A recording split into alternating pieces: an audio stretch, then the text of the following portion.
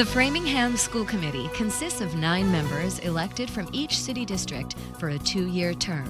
The mayor serves as an ex officio member by virtue of office and only votes to break a tie vote.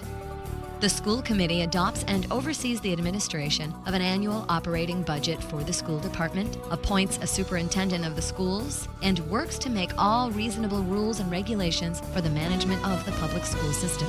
The following school committee meeting coverage is brought to you by the Government Channel, a service of the City of Framingham.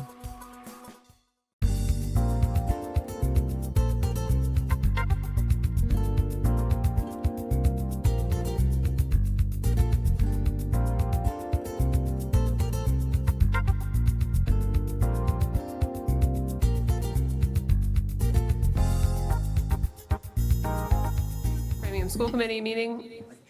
I call this meeting to order at 7 o'clock, Wednesday, June 17th, 2026. School committee meetings provide American Sign Language, Spanish, and Portuguese interpretation via Zoom. You can find the instructions on how to access live interpretation on the agenda on the school committee's website and when you register for Zoom. A reminder to all members in attendance to speak slowly to allow time for interpretation, as well as speak into the microphones. Otherwise, those on Zoom can't hear you. In attendance tonight, we have District 1, Rich Robles, District 3, Jennifer Moshe, District 4, Adam Freudberg, District 5, Judy Steyer, District 6, Brent Lewis, District 7, Kyle Shepard, District 8, Jessica Barnhill, District 9, William Labarge, ex officio Mayor Charlie Sisitsky will be joining in progress. District 2, Lorena Tovar will be joining in progress.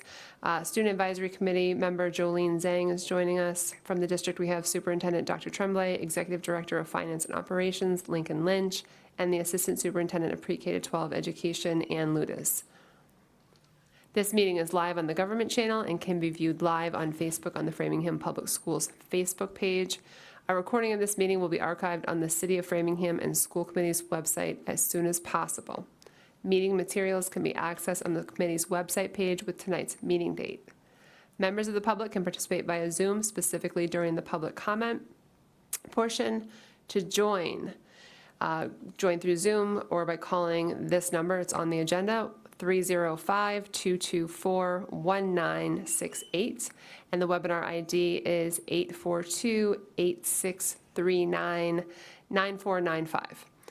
Tonight's agenda includes public comment, announcements from the chair, mayor's update, vote on the superintendent's annual summative evaluation, superintendents of schools update, vote on the athletics handbook, assistant superintendent for pre-K-12 education update, annual report on the condition of schools, updates on appointments to SIFOC, Executive Director of Finance and Operations update, subcommittee reports including Finance and Operations and Policy, approval of gifts and minutes, followed by adjournment. We'll start with public comment. At every regularly scheduled school committee meeting, we reserve 15 minutes for members of the public who may wish to speak on a topic within the school committee's purview. Guidelines for public comment are located on the school committee's website. All comments will be accepted as advice to the school committee but may not be responded to tonight. If you request follow-up, provide your contact information and indicate in your remarks if you'd like follow-up. If the matter is in the school committee's purview, we will respond. If in the superintendent's, he or his office will. If you're participating via Zoom, use the raise hand feature and participate via audio. If by phone, press *9 if you'd like to speak during the public comment portion when you're recognized. Again, the call-in number 305-224-1968, and the webinar ID again is 842-8639-9495. Remarks including any personal attacks to anyone, including members of the administration or members of the school committee, will not be tolerated. We'll have additional public comment at the end of the meeting. Okay, anyone in person? I didn't see anyone sign up. Okay, we'll go to Zoom. One attendee, no hand. Okay. All right, we'll go to announcements from the chair. The school committee, we're moving our meetings to Farley, scheduled for July 15th. Logistical pieces are being discussed along with an informative press release and announcement with access information that will go out. Okay. That's all the announcements. Move on to, we're going to take things a little bit out of order. We have Athletic Director Paul Spear here, so he's going to go first. We're going to start with vote on the athletics handbook. So the athletics handbook was reviewed at the Teaching and Learning Subcommittee on May 4th, 2026. At that meeting, members requested attorney review to ensure accuracy. Attorney Phil Benjamin reviewed the handbook, and the changes are included in a document in the packet as well, and they're also updated in the updated handbook. Okay, so with that, I'm going to turn it over to open it up for discussion and questions. Jen, did you want to take anything else on there, or Judy, was that something that you wanted to add more to? No, okay. Any discussion or questions on the athletic handbook? Awesome, I did a good job. Awesome, you did a good job. We did go through it Yeah, at do you wanna- teaching and learning, so. I know you went through it in depth during Teaching and Learning Subcommittee, but if you'd like to speak on it, or it doesn't seem like there are many questions. Yeah, no, if there's no questions, I'm happy to Okay, go back out there. go ahead, Brent. No, Brent, we got some. Not a question. I just noticed a typo in the footer. And normally I would email this before, but do not discriminate instead of do not discrimination. Beyond that, I think we're ready to approve, and I'll make a motion. All right, motion accepted. Is there a second? Second.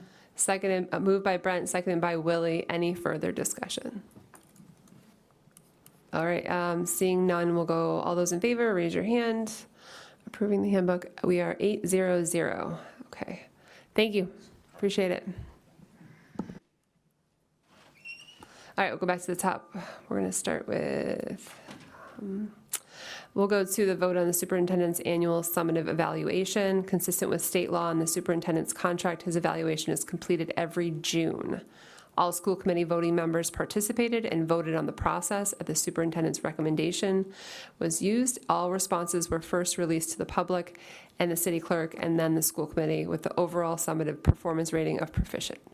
Having said that, I'll open it up for discussion. All right, I'll go. Go ahead, Jen.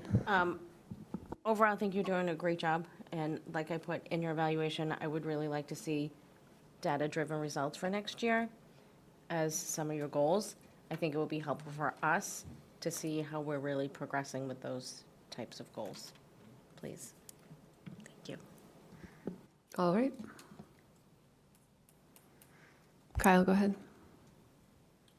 Thank you, and I agree with everything Jen said. One thing I would add about data-driven results is I would like to see with the goals for next year to have not only data-driven, but also equity-driven, so that the goals are intentionally written in a way that show that we are achieving them by achieving them equitably.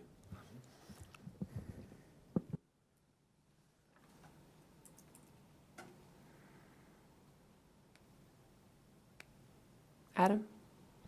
Thank you, Madam Chair. I think that everyone's comments were very much in a lot of themes around being proficient. A couple areas need improvement, a couple areas of exemplary. So that's also consistent with your past few years. So just want to thank you for the consistency and your striving for continuous improvement. This is a very difficult budget year, but there's also some great opportunity. And with everything going on with the budget, I want to make sure, and I know you get it, that there's still $187 million of amazing effort in this community, and the work of the educators and things go on. And that event last week in the Chris Walsh Auditorium to celebrate the years of service and praise the retirements was really inspiring. And you're the leader behind that. And so keep it up. At the same time, when it comes to continuous improvement, I think communication is a theme. Communicating what the outcomes have been. There's so many successes that I feel get only put in newsletters, but then there's not the press release, there's not the social media, there's not the public forum. One quick example, you know how much busing matters to all of us, but to me in particular as well. And Lincoln reported out a few weeks ago that for the first time since way before the town days, that the early morning routes were practically on time at every school. Like, that just doesn't happen, even with traffic and weather. And it's happening.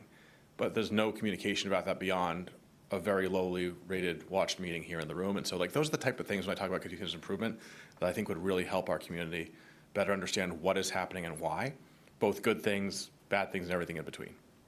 So glad you're here for the long term, and thank you for your leadership, especially during this rough budget cycle. All right, Rich, you're up. Thank you, Madam Chair. Bob, we're very lucky to have a leader like you leading our district. The way you do it with the heart that you have, the vision that you have, and the way you build relationships. Our 7th grader, our youngest daughter, knows your name, not because I'm on school committee, because she knew your name before I even got in school committee. Because you show up where the families are, you show up with students, you spend time with them almost on a daily basis. You're either at a building or at a function. So I recognize that. I recognize that very uniqueness about you. And I would say for your current goals, don't stop where they are, especially this piece around absenteeism, because we got to keep working on that. That is one thing that we cannot get our eyes off of it, because, you know, even the examples that I hear from Harmony Grove, they're getting creative. They're getting, you know, using a lot of just different ways in contacting families. That's one way to do it. What else could we be doing so that our students continue to show up at school? So keep going with the goals that you have, and, you know, I can't wait to see the next set of goals. I think, like everyone else said, we're gonna, you know, put more metrics around them, but yeah, good job overall.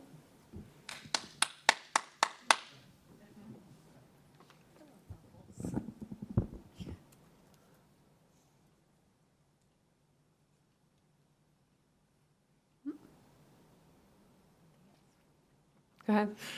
I'm just happy to echo everyone else's comments, and just especially as a new member, to say publicly thank you for all the work that you've done, onboarding and providing access to resources, even before I began. That just made this transition so much easier. One thing that I look forward to do in my professional work world, annual evaluations are a time for conversation, and so I really look forward to working with you on next year's goals, and conversations on the way that the school committee can help support your leadership, because we are in this work collaboratively. I'm really grateful for the way the school committee works together and with your office. I feel like we have an excellent relationship, and I look forward to that continuing, so thank you.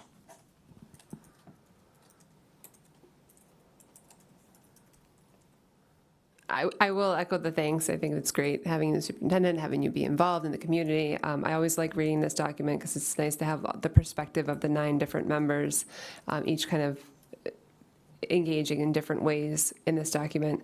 There is just one thing that I'm flagging, that it does look like there are 2 boxes checked on professional practice goal.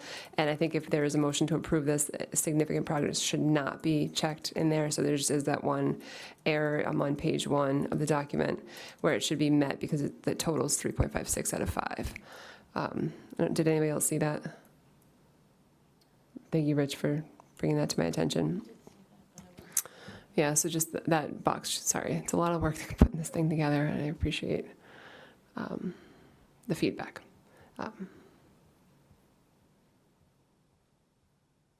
Having said that, I do just want to also publicly say the busing is just a nice relief, that some people that are newer on the committee don't remember what a nightmare it was, and I felt like it was very important to note that in our evaluation, that you built a bus company and you have got us out of this problem that has plagued the district, and I just can't thank you enough for that this is real change. And, you know, when the complaints go away, sometimes people think, oh, it's fine, but like there's a lot of work that went into that, and I think just I needed to recognize that in my evaluation as well, so thank you.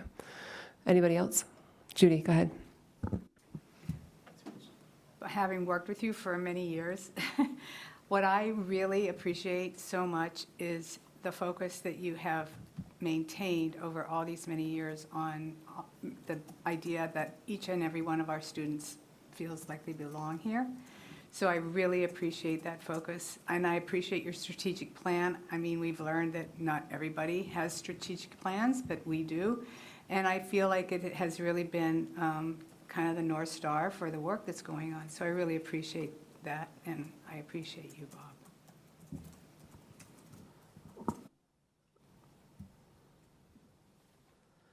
All right.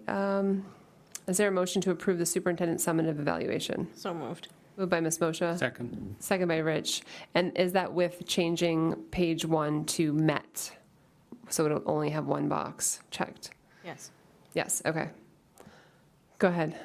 Just checking the math scale, wouldn't it be significant progress with 3.5, or is the cutoff 3.5 and 3.49? We had it as both because it was kind of in between. Okay. I don't mind either way, I just wanted to, Okay, curious, thank you. okay. Maybe that's why it was double check. Right. I feel like it should just be one box check, though. So unless there's any objection, I feel like we'll go with Matt. Okay, all those in favor, raise your hand. 800, thank you. Thank you. All right, so I did that.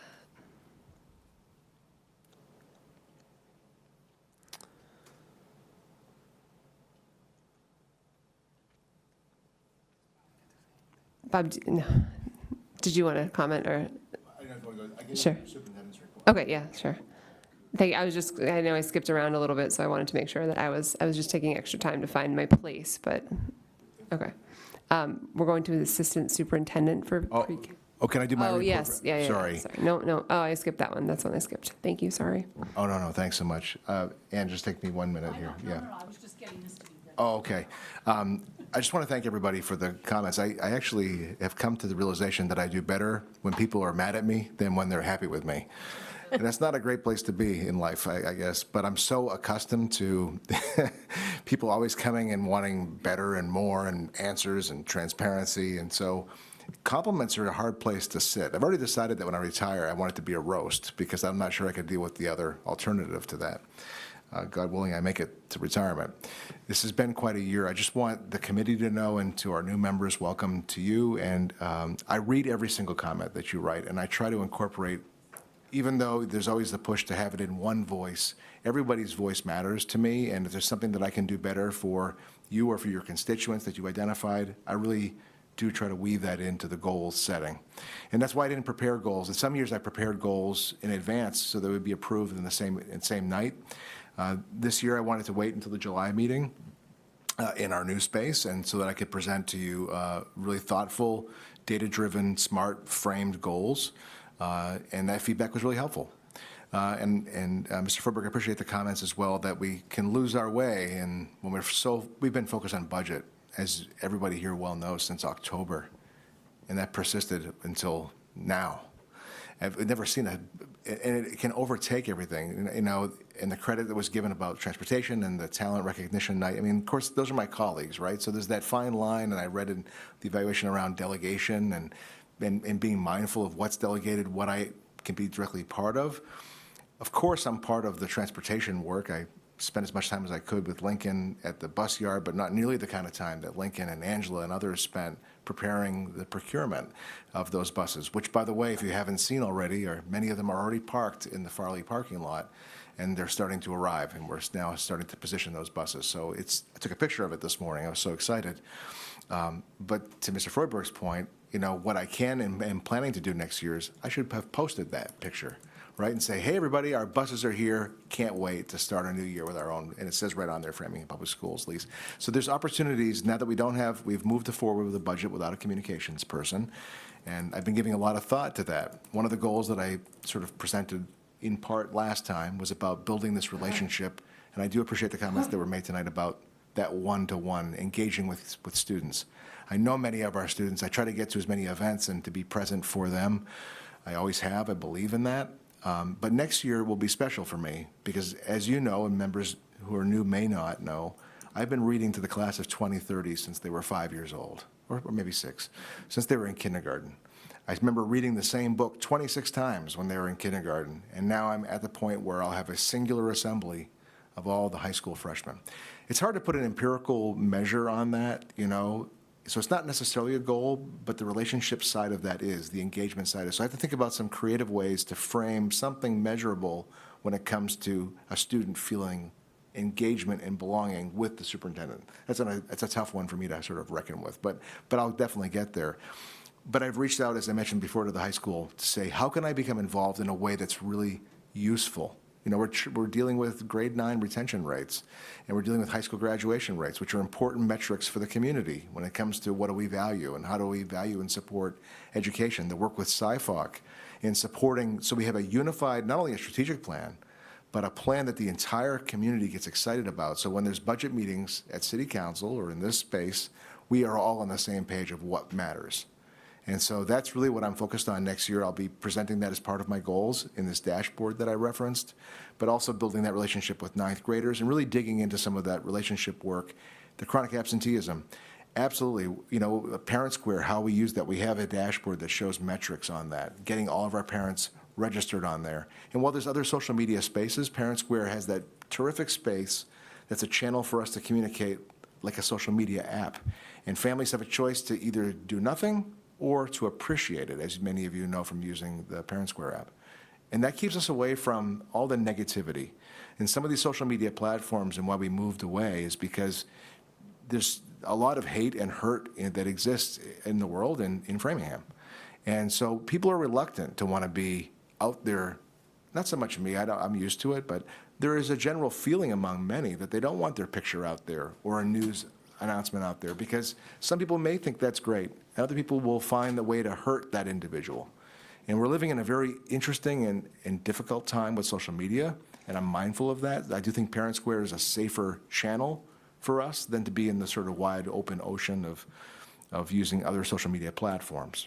But nonetheless, there's an opportunity for communicating to the broader community all the great things that are happening. So these are just some sort of foreshadowing to things I'm thinking about, whether they manifest as actual measurable goals, which you will also get, that are driven by student achievement and expectations that we want to see for our district to move. And I'm so grateful to have an amazing team like Ann, who's leading the way, and Mary Beth, who you'll hear from here as well, and Evangelia, and so many, Lori Bruce in our special education department, Lincoln and all the work he's done on busing that's happened, Tiago and Ina and all the work that the HR department has done to make that talent recognition. You know, that was a really hard decision. In a budget situation, do we go forward with that? And I absolutely insisted that we should do that, because recognizing our staff, even in the face of what's happening, they deserve it. They truly, truly do. I remember, I think the only member of the school committee may remember this is Adam, when we had the sheet cake that the then chair of the school committee, Heather Connolly, would provide. I think it was in 2000, end of the 16-17 school year, or maybe before your time. And they brought this beautiful sheet cake that said, "Congratulations to our retirees." And not one retiree was in the room to cut the piece of cake. It was a sheet cake. I don't know what happened to it. I guess we all ate it. But nobody was there who was supposed to be recognized. And it was that moment we said we have to find a different way to recognize our staff. And if you had that chance to see or hear about, it was an amazing event.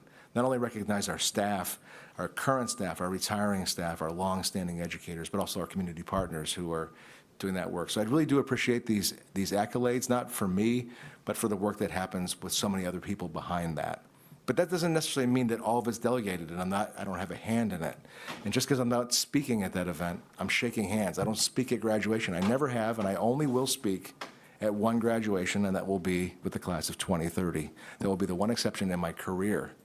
And it's not because I don't care or I don't want to be talking to students and families, but I really put myself in a place where my goal is to have that handshake, the sweaty 610 handshakes with every single student, to make eye contact with them, to know that they have a place here and that I made a connection with them. That, to me, is so much more meaningful than a speech. That's not to say that, Mr. Robles, your speech wasn't awesome. It was fantastic, and I loved the returning your library book theme at the end. Everything about it was outstanding. But I just wanted to give some context, because it can be viewed as, if you're not out in front speaking or doing, it can be perceived as not involved or not caring or not being in the work.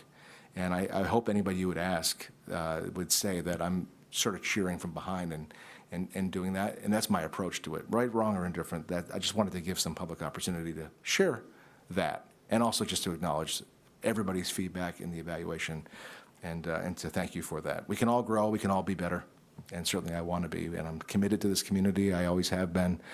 And I'll say one last thing, Judy, you know, I appreciate your comments as well, and I've said this before, and I'll say it again. I'll never forget the first time I met you when I was leaving Weston, coming here, and we met at Regis College, and I heard amazing things from the nursing leader there about you, and it's just been a joy to work with you all those years, and then to also have you on the school committee now, having lived that work on the inside together through the pandemic in all those years. So just know that your comments really are all of them are important, but they land particularly well with me, given our long history of working together. So thank you. Sorry, you missed my whole little soliloquy here, but thank you. I just wanted to give thank you to the evaluation feedback, and just to acknowledge the goals that I'll be setting for next year, and framing them as really measurable goals. And I hear everyone loud and clear. Thank you so much. Welcome. No, it's okay. Thank you so much, Madam Chair. That's all I have for my report. I just want to say the end of the school year is coming quickly. We'll be done next Thursday unless there's, we're not going to have no school days because of heat. That's come up before, and I know there's some upset around the hot classrooms, but you can understand if we cancel school because it's a hot day, it's probably going to be a hotter day when we have school reassigned. So you'll be getting some information from me about some staff who are requesting capital requests for air conditioning. Not surprisingly, it's hot. So I just wanted to acknowledge the last day of school is coming, wishing everybody a safe summer. We won't be meeting again before the end of the school year.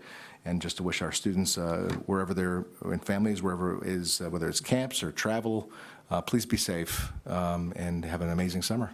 So thank you very much. Oh, the student council, Anne's reminding me that we had a student council summit. That's right. I will share with you photos. So many things have happened. As you mentioned, my very last comment. Now, thank you for the reminder. We had our 5th grade student council. Jordan Cohen came back. Deborah DiVittoria was there. They both spoke with our amazing student council, and our students. Anne did a fantastic job along with Courtney, facilitating student conversations. Mary Beth was there, Siobhan, and others from the team. Everyone had T-shirts that we had for them. We provided lunch thanks to the food nutrition department. And students were able to share with others about what their student councils were doing. Jordan was able to, he was so pleased to see that this work came to life from the vision of the Student Advisory Council. And then we put them to work, Anne put them to work in small groups to brainstorm a cell phone policy. And what would that look like if we had to be mindful? What are the things to be aware of? And as we think about language for something like that. So to get student voice and to get excitement in the room as sort of this contingency of all Framingham student councils together in one space was really pretty spectacular. So I'm not sure if I missed anything on that one, but thank you to Lincoln and Angela for the buses. We did serve lunch. Lincoln and I got back behind the table and served the students. It was really a special moment. So I'll share the photos with the school committee so you're aware of what happened there. But thanks for the time. I appreciate the chance to give some commentary. I'll turn it back over now to you, Madam Chair. Thank you. Sure, and we're going to turn it actually over to Anne for her update. Right? Oh, sorry, questions. Go ahead.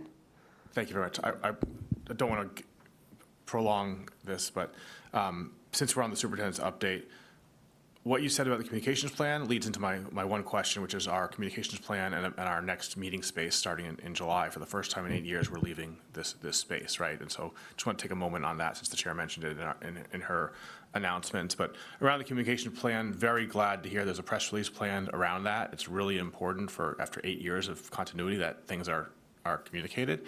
And I hope press release is just one of 7, 8, 9 different ways of communication around that and around all the different things that you just commented on about just improving communications for the long term in a consistent way. But specifically about the meeting room we're about to go in, my feedback was something I think we might notice. The biggest change beyond like physical location, this could be easier parking, great access, more space for the public. But when we're sitting at a table right now, last I saw it, they're all in one line. So we can't actually see each other unless you're sitting right next to someone. And so that to me is a challenge. It's going to be a change. If there's a way to curve the tables and the camera angles, that's one of my biggest concerns, as well as just where the TVs are located for the people at the head table. Because right now it's like nowhere in the field of vision. You have to go all the way left or all the way right, and then there's people blocking some of the angles. So I just want to flag that, as well as my final piece.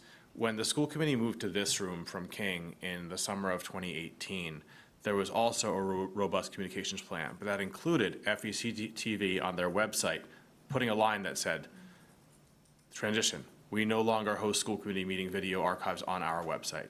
I feel like it's absolutely essential that you work directly with the government channel and or the mayor and the public information officer to have the government channel, not the city clerk's office, not the city website, the actual government channel website should have that transitional disclaimer for a few months. Just to show people that for the last 8 years, you've been coming here for videos and now you go there. That's a big concern. It takes me as someone as an insider a long time to find where public meeting videos are posted of all the public bodies in Framingham. It still hasn't aligned with the charter rule yet that has to happen on one central website. And so until that happens, I feel strongly that there should be a plan. Just like FEC-TV on their website in 2018 listed that for many months. You may now find new videos on the government channel and they would link to them. So if you could help with all those things, that'd be much appreciated. I want to be able to see all my colleagues when we're talking to each other. Sure. Might be blocked, as well as have, the public easily understand where the videos are. Yeah, and there'll be some growing pains into the space for sure, but you had provided me with a list of a number of, maybe, you mentioned 3 or 4, but there's actually 11 or 12 that I'm aware of. So you went light tonight, thank you. Yeah, but I actually went through all of the remaining items to address them all. And so we have some new technology that's come to that space. We had one-time grant funding for the accessibility of that space at Farley. And so we'll be having training on all that. So multiple people will have training on how to use the AV systems there, the monitors that you mentioned.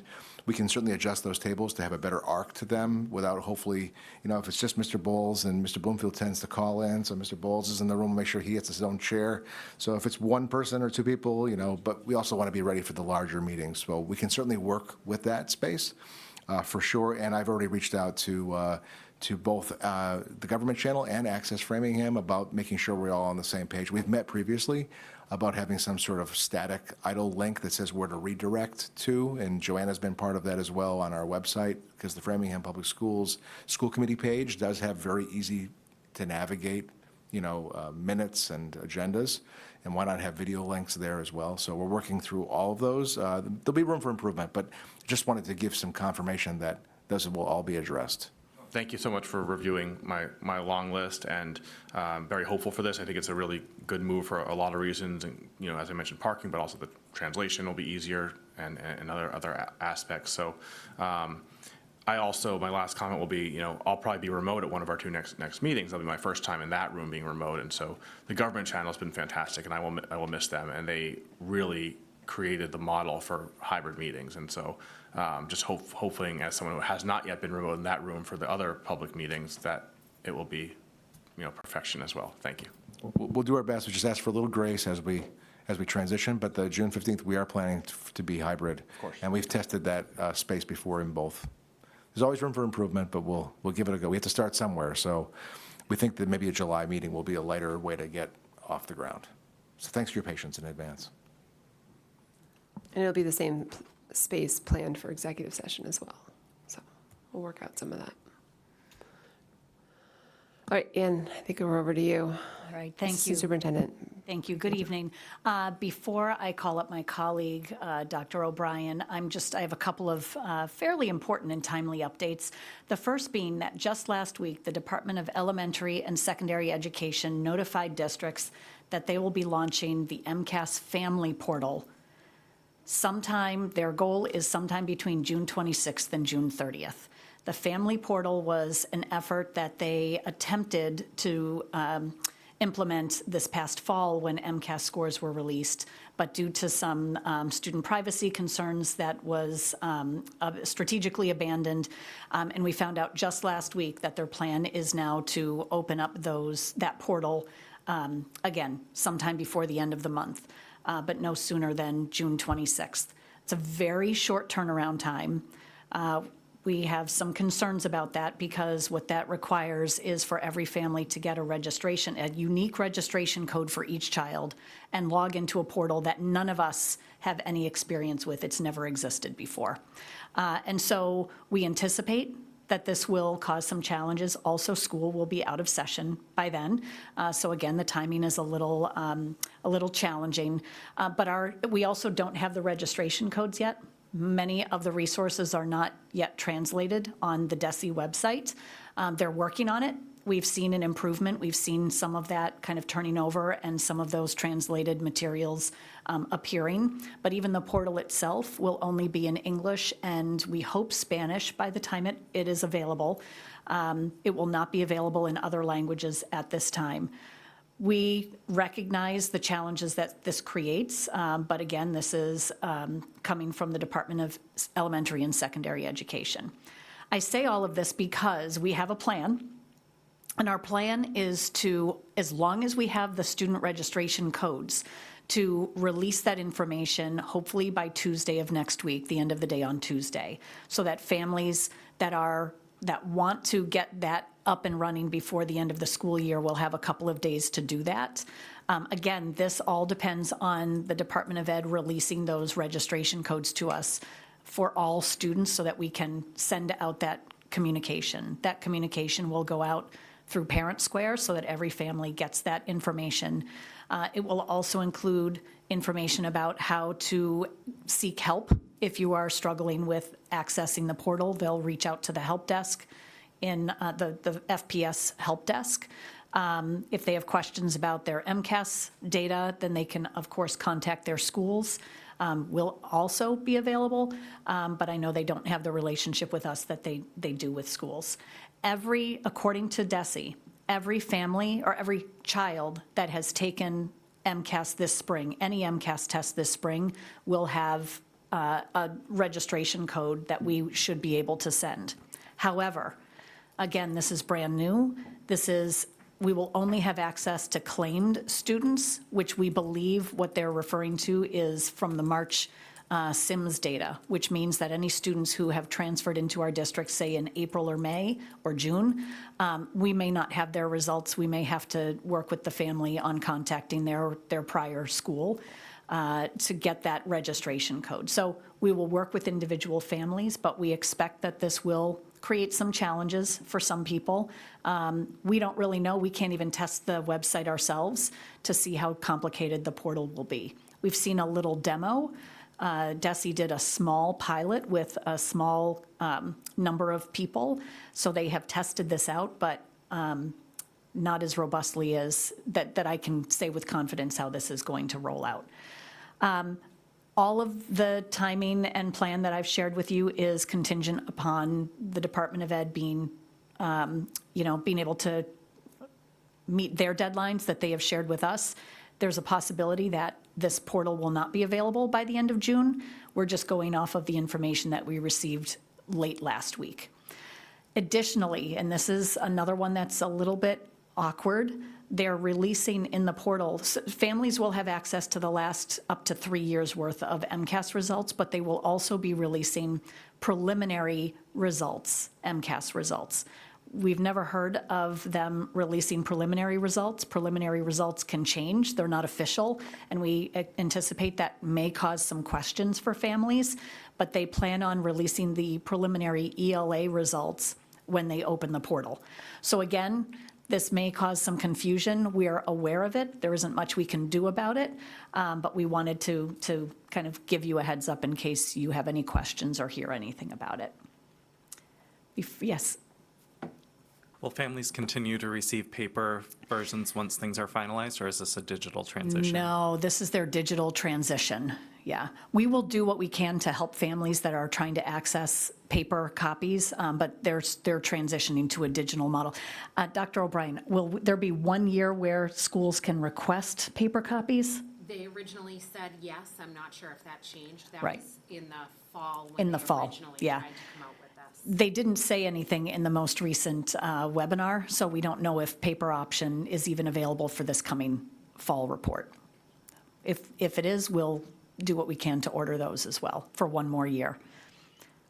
Any other questions about the MCAS portal? How are parents going to be notified to sign up for this? They don't have to sign up. We'll be sending the individual student registration codes to them through Parent Square.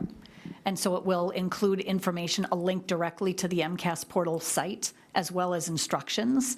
And the student registration code will be there as well. And how will you get to parents that are not on Parent Square? I believe we have 100%. So we'll identify which families aren't, We also, in Parent Square, we can see which messages were undeliverable, so we'll be able to follow up on those as well and work with the schools on getting that information to them. Can you also see which messages have been like open, read, or something like that? Just because MCAS scores are they're not really that important as far as, my kid's doing great, my kid's not doing great. It's more a measure, for me at least. Right. But I still think parents, even if they don't, people get those in the mail, and, kids are harder on themselves when they actually see the paper copy and go, oh my God, I can't believe I did really bad. Or, oh, I'm really smart, I did above the average. But I want to make sure that parents are actually getting the information. Yeah, that's a great point. And so the other thing is that we are actually adding the student registration code to their Aspen account, so that even if a family, quite honestly, if a family did nothing with this right now, like in June or July or even early August, I'd say that's fine, because right now, all of the bugs have to be ironed out. There's no official results in there, but when the official results are released in September, we can do another push and make sure at that point we have, and then we'll have updated records, hopefully, for students that transferred in later as well. I was going to say, because typically we didn't get the mail until October. Correct. The district got it in September, and we would get it in October. Correct. And I would rather families are looking at the results when they're official, they have all of the results. So, yeah, so we probably won't be doing a heavy lift to try and chase families down over the summer. We'll wait until the start of the school year when it's more timely and relevant. Thank you.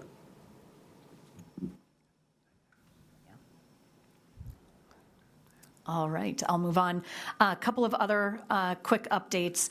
The first being Mandarin. I wanted to give an update on how Mandarin at Walsh Middle School will be served and provided for students next year. The great news is that we have come up with a plan to provide Mandarin instruction for the students who are currently at Walsh Middle School and enrolled in the Mandarin course. So that would be the current 6th and 7th graders, who next year will be the 7th and 8th graders at Walsh Middle School. So we have a high school Mandarin teacher, and so that teacher will be assigned one of their classes to be teaching asynchronously, meaning that it will be not live in real time, but teaching asynchronously the 8th grade students at Walsh. So the students will be able to continue taking the course. The course will be in Canvas, which is our student learning platform. They will provide the lessons in there, and then we have recommended that when the high school teacher's Mandarin class schedule, which is on a 7-day rotating schedule, aligns with the 8th grade class schedule, which is a 6-day rotating schedule, when those times align, that the classes are able to meet virtually and converse with each other and practice having dialogues with each other and practice the oral language. It's not ideal, but it certainly does provide students with the opportunity to continue learning Mandarin. And with the online program, there's opportunities for videos and games and interactive components, so it's interactive for the students when they are continuing on with their course. For families or students that do not want an asynchronous language course, they will have the option of enrolling in French or Spanish. And for those that are worried about the grade, they can audit the course until they have gained enough comfort in the course to be able to participate fully. So they can either continue with Mandarin in an asynchronous model or enroll in French or Spanish with their peers, with their classmates, and audit the course until they feel comfortable. It's also, in terms of supervision, the library media specialist will be the teacher supervising the students while they're taking the asynchronous course, but the Mandarin teacher at the high school will be responsible for grading, parent conferences, and so on, communication with families. As far as the next year's 7th grade class, we don't have room in the teacher's schedule in order for the teacher to take on both the 7th grade and the 8th grade course. The teacher's schedule will be full. So instead, we are going to use Edmentum, which actually has middle school Mandarin classes that has a live teacher behind it, even though it's also asynchronous. So students move at their own pace.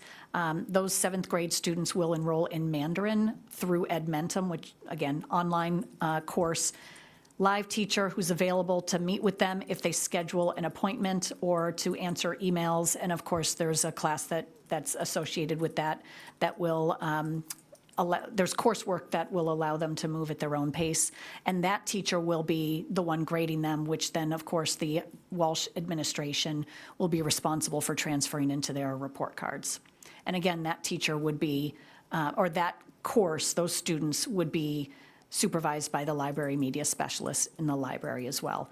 Those students also have the option of, if they want a live face-to-face in-person class, transferring into French or Spanish next year. Jen has a question. Sorry. I think it's great that there's an alternative for the Mandarin students to continue what they've started in middle school so they can go on to high school. Question though, Is there a cost associated with having this program? The Edmentum course, this is what's worked, you're talking about so for the 8th grade, no. For the 7th grade, what's great about Edmentum is we actually have in our contract, in our license, we have a portion of that contract that is for this Ed Options course, which is done per pupil, per course that they take with a live teacher. That's what the Ed Options courses are. And we actually have a bundle in our contract, and that money carries over from year to year. So even though we lowered the cost, that portion for next year's contract, it was because we didn't spend all of this year's. So we're using money that's rolled over from the FY26 contract into FY27. So it will not add to the budget that has already been presented. Excellent, thank you. You're welcome. Richard's up next. All right, thank you, Madam Chair. And thank you for this update. This is good. A couple of questions. How many 8th grade students and how many 7th grade students are we talking about again? 15 and 15. 15 and 15, okay. My next question is, this live teacher through the program will always be the same teacher, or will they get what they get? That's a great question. I believe it's, oh, thank you, Dr. O'Brien knew. Always the same teacher. Always the same, okay. Yeah. That will make a difference, thank you. All right, thanks. Any further questions? Adam? Could you elaborate on what the students know? We actually heard from a few by email during the budget process advocating, like, Yeah, so this all has been worked out in the last few days. So we just, Evangelia Diamantopoulos met, the director of multilingual education, met with the high school teacher just yesterday or the day before. So that's why there wasn't a memo. We were still working out these details, and so I wanted to be able to provide to you what I could with as much detail as possible. In fact, the families haven't received a communication yet. That was refined yesterday and the day before. So that will be going out to families in the next day or so, allowing them to choose their options for their student for next year. So no, this is hot off the presses. okay, well, obviously that's really key. I know that this meeting just happens to be first, so thanks for being on it, having those messages ready to go. I also, there's probably not much room here to tweak anything, but, just engaging with the students, very impressed with their, governmental affairs advocacy and reaching out to us and the council as part of the budget decisions. And if there's a way for them to kind of help shape this new iteration, it's not preferred versus the status quo, but at least there's something to shape. Thank you. Anything further? Okay. Okay, I just have one more quick update before we move on to SAGE, and that is to just give a quick update on the 5-day working group for the pre-K program. In July, I'll be giving a more comprehensive kind of year in review of where we started and where we've been and how we got there. But we actually had 2 meetings in the month of June. The first one was a bonus meeting on June 3rd, and that meeting was scheduled after the May meeting when we actually thought we might need additional time to get through all of the decisions that needed to be made. But it was an incredibly productive meeting. The team reviewed and refined collaboration schedules, team time schedules, dismissal routines, when initial and annual IEP meetings would occur and how they'd be covered, what the lunch and recess schedule would be, how the after-school Little Explorers program was going to be situated within the building, the PD schedule, screening dates, and so on and so forth. So lots and lots of details were reviewed at the June 3rd meeting. Also on June 3rd, the school ran a simulation of the new dismissal routines. There were no students in the building, so they used popsicle sticks as the students and got them to their locations. So every staff member knew exactly where they had to be, and it worked out really, really well. And I think it really helped the staff see how they could streamline their dismissal routines and provide time for collaboration so that not every staff member needed to be involved in the dismissal routine every day, kind of allow them to have some rotation in that. The meeting was so successful that it was determined we didn't need to have the previously scheduled meeting, which was today. everything had been resolved that they needed to resolve. So instead, they decided to turn it into a faculty meeting, so members of the working group presented all of these schedules and all of these details to the rest of the faculty, and that happened earlier today. And it was remarkably well received. I was just thinking about where we started this process and where we've ended. I'm just really, really proud of the working group. I'm proud of the staff for being open-minded and collaborative and, thinking outside the box and being problem solvers. So I just wanted to give that update. Like I said, at the July meeting, I'll give more detail, but we'll just kind of take it from there. We do plan on having meetings again in the fall. We just have not yet established those dates. We'll give everybody a chance to settle in, get used to their new schedule, and then we'll pick the dates for monthly meetings in the fall to make sure things are moving along as planned. Take any questions about that as Dr. O'Brien joins me up here to talk about SAGE. Thank you. Okay, so Dr. Mary Beth O'Brien is the Director of Curriculum Instruction and Assessment, and she is just a rock star on all sorts of levels, and I cannot say enough wonderful things about her. But she works very, very closely with the SAGE teachers. You may or may not recall that during a public comment,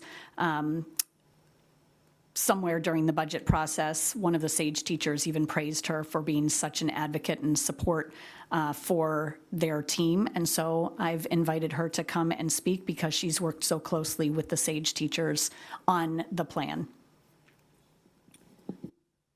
Do you want me to just give an overview? So you do have a memo in your packet. I just want to start by saying, of course, none of us wanted this. We do have an incredible team, or this year, of 5 elementary SAGE teachers and 3 middle school SAGE teachers. As a result of the reductions and trying to maintain programming as close to possible, we have lost 2 SAGE teachers at the elementary level, giving us 3 to continue to operate within the SAGE programming as close to possible as the current model. And it has reduced us to 1 SAGE teacher at the middle school level. I am happy to report that while not ideal, all of those SAGE teachers, the 2 at the middle school and the 2 at the elementary school, have accepted positions as classroom teachers in schools across the district. So they will continue to be on staff and doing the incredible work that they can infused in Tier 1 instruction, which I really do think is a win for us because they are all incredible humans and they have done so much work with our curriculum and with our students over the several years I've worked with them, and of course prior to that. So with that said, one of the things I want to start with second grade.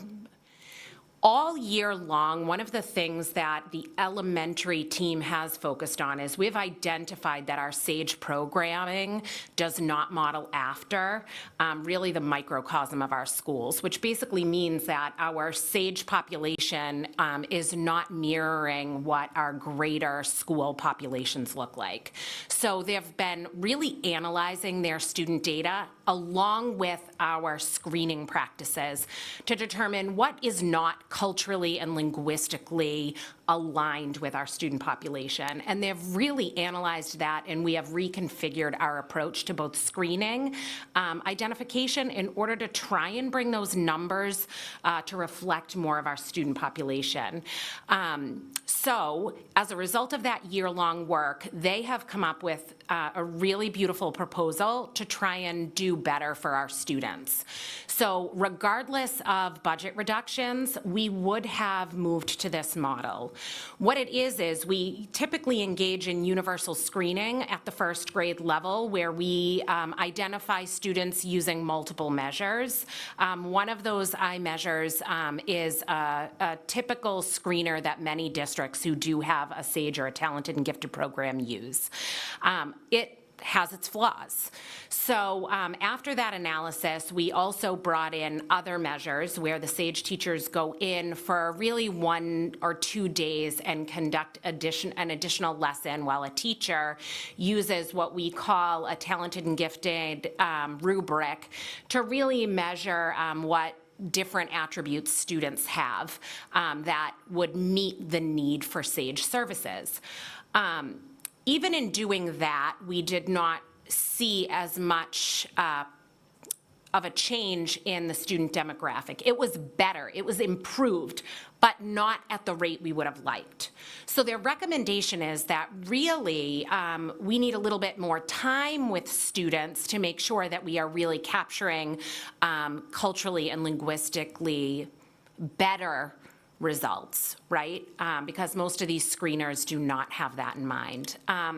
So their proposal addressed going in for a series of about five sessions once a week for 5 weeks, and really doing some talent development aligned to the SAGE rubric, the Talented and Gifted rubric through the National Association for Gifted Children, NAGC, to really try and build that among students in the 2nd grade.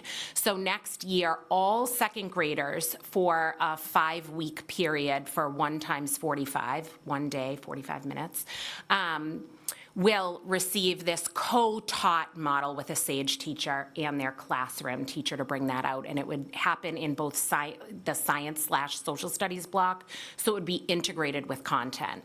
So we think that is a great improvement. And then by the end of 2nd grade, students that demonstrate need for SAGE services will receive an identification letter and then receive services in grades 3, 4, 5 moving forward. Therefore, with that shift that was going to happen anyways, what SAGE services would look like for grades 3, 4, and 5 is that they will receive 1 45-minute block of SAGE services. The SAGE teacher at elementary school formerly served 2 schools. They'll have to serve 3 schools now, which is why now we're uniforming a 1 times 45 for every student that's identified in grades 3, 4, and 5. And then we've worked it out so that caseloads are manageable among teachers, and the distribution of which schools they serve is also manageable. We did run this by our teachers most recently and contemplated, like, what are the challenges with this? Where do you see that there might be flaws? And one of the things we're really trying to work out is how we can really maintain the language allocation plan for our dual language programs.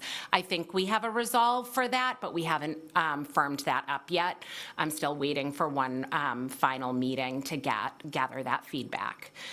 So that's the elementary model. At the middle school model, as you know, we went from a 1-to-1 model, 1 teacher for each school, and now it will be 1 teacher serving 3 schools. The 1 teacher has really worked incredibly collaboratively with myself. Last week we met for a whole day. We looked at data and we tried to manage how we would make this work with the complex middle school schedule. So at the middle school level, she'll serve 2 days at each school. It will be embedded into the MTSS model and really be brought in through the flex block, and we'll also leverage things like that really brings out student talents, and where once students are in middle school, you can really see where their niches are, and we'll build it into the flex model so that they're really being supported by the arts and being supported during that flex block in the content areas as well. In addition to that, she will provide Tier 3 service for students who show need using the MTSS model and the 3 windows. Some of that may be gibberish because of all the acronyms. So if there's anything particular in the memo or anything I said that you want clarity on, or anything more specific around scheduling, we can chat about that. Jen just wanted to kick off with a question. Thank you. So can we talk about SAGE testing and placement and how that whole process works? Yes. I know when my child was in elementary school, she was not tested, went to middle school, was placed into SAGE, and did SAGE in middle school. I was not notified about it, but I thought that the process was that the parent is notified about it, there was testing or a recommendation, then testing for placement, if Sure. they got approved for testing. Can you talk a little more about how that process works and how you're changing it? Because it sounds like you're now starting it at a younger age. So for as long as I've been in the district for 4 years, once as a principal and now 3 years in this role. And the whole time I've been here, is what I'll speak to, because I know it has changed in the past. And following COVID, I think there were several other changes. But since then, for the last 4 years, the consistency around this has been students are universally screened at the end of first grade. A letter goes out to all families notifying them that we're engaging in universal screening. The universal screener is assessed. The SAGE teacher and the classroom teacher give this assessment, and it's over a series, so not every student takes it on exactly the same day. It's over the course of from April vacation until mid-May, because the SAGE teacher is going in with the classroom teacher to give that assessment. And then typically at the end of, actually right about now, we typically send out letters for any student based on the criteria of who shows need. We send out a letter saying you're now receiving SAGE services. Throughout the school year, after first grade, a parent or a teacher can make a recommendation through it was like a parent form, or you could write to the teacher and say that you wanted testing, et cetera. And then they would engage in that screening process. And there's a letter that goes home for consent, et cetera. So that's really how that process typically goes. And then after the additional assessments for students, once they're in grades 2 to 8, really, a parent is notified and then services begin. So the one recommended change, and we already have a letter explaining this change to all second grade, in order to capture more students, is this shift to all second grade students receiving it for a series of 5 weeks, once a week. Does that answer your question? That's helpful, thank you. Okay. All right, up next, Rich. Thank you, Madam Chair. Thanks for going over that, and I have a few questions just to capture some facts. More or less, how many students are we expecting in the program for elementary and then middle school? Give me 1 second and I can give you all the numbers. So I don't know, that's not an exact number right now, but more or less. I have an exact number based on current enrollment for students that are currently in grades 3, 4, 5, presently, knowing that they're going to move up. No, I'm sorry, second grade, second, third, and fourth, based on Right. what I did for numbers for elementary caseloads. So it's I'm doing some math in my head because I didn't create my total here. Sorry, I put you on the spot for a big number. Oh, no, I have them, don't worry. Like to, Oh, yeah. yeah, There that'll we give you- go. there you go. 306 students in terms of already identified at the elementary level for next year. If I were to look at, just have to give me a second for my middle school numbers.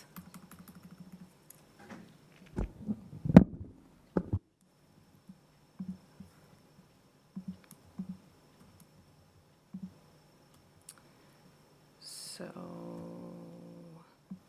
our grade 5 numbers were a little inflated this year, but students in grades 6, 7, and 8 for next year total 343. Now, that's give or take. If any students, since I ran these numbers, if any students have been screened, to your question, Right. Jen, and accepted, those numbers may fluctuate, but not by more than maybe 10, a number of 10 students, Okay. because most of our Thank you for data those is in. numbers. Yeah. So for elementary, what worries me is 1 teacher, 3 schools. I know you said we're going to manage, then the caseloads, the schools are manageable, but I'm even thinking the travel between schools, how are we managing that? How is this affecting the teachers, even just their commutes? So I drafted schedules off a 5-day schedule based on the student numbers and the ratio of groups. A group that doesn't, DESE defines small group instruction as no more than 12 students. So we're going based on those parameters.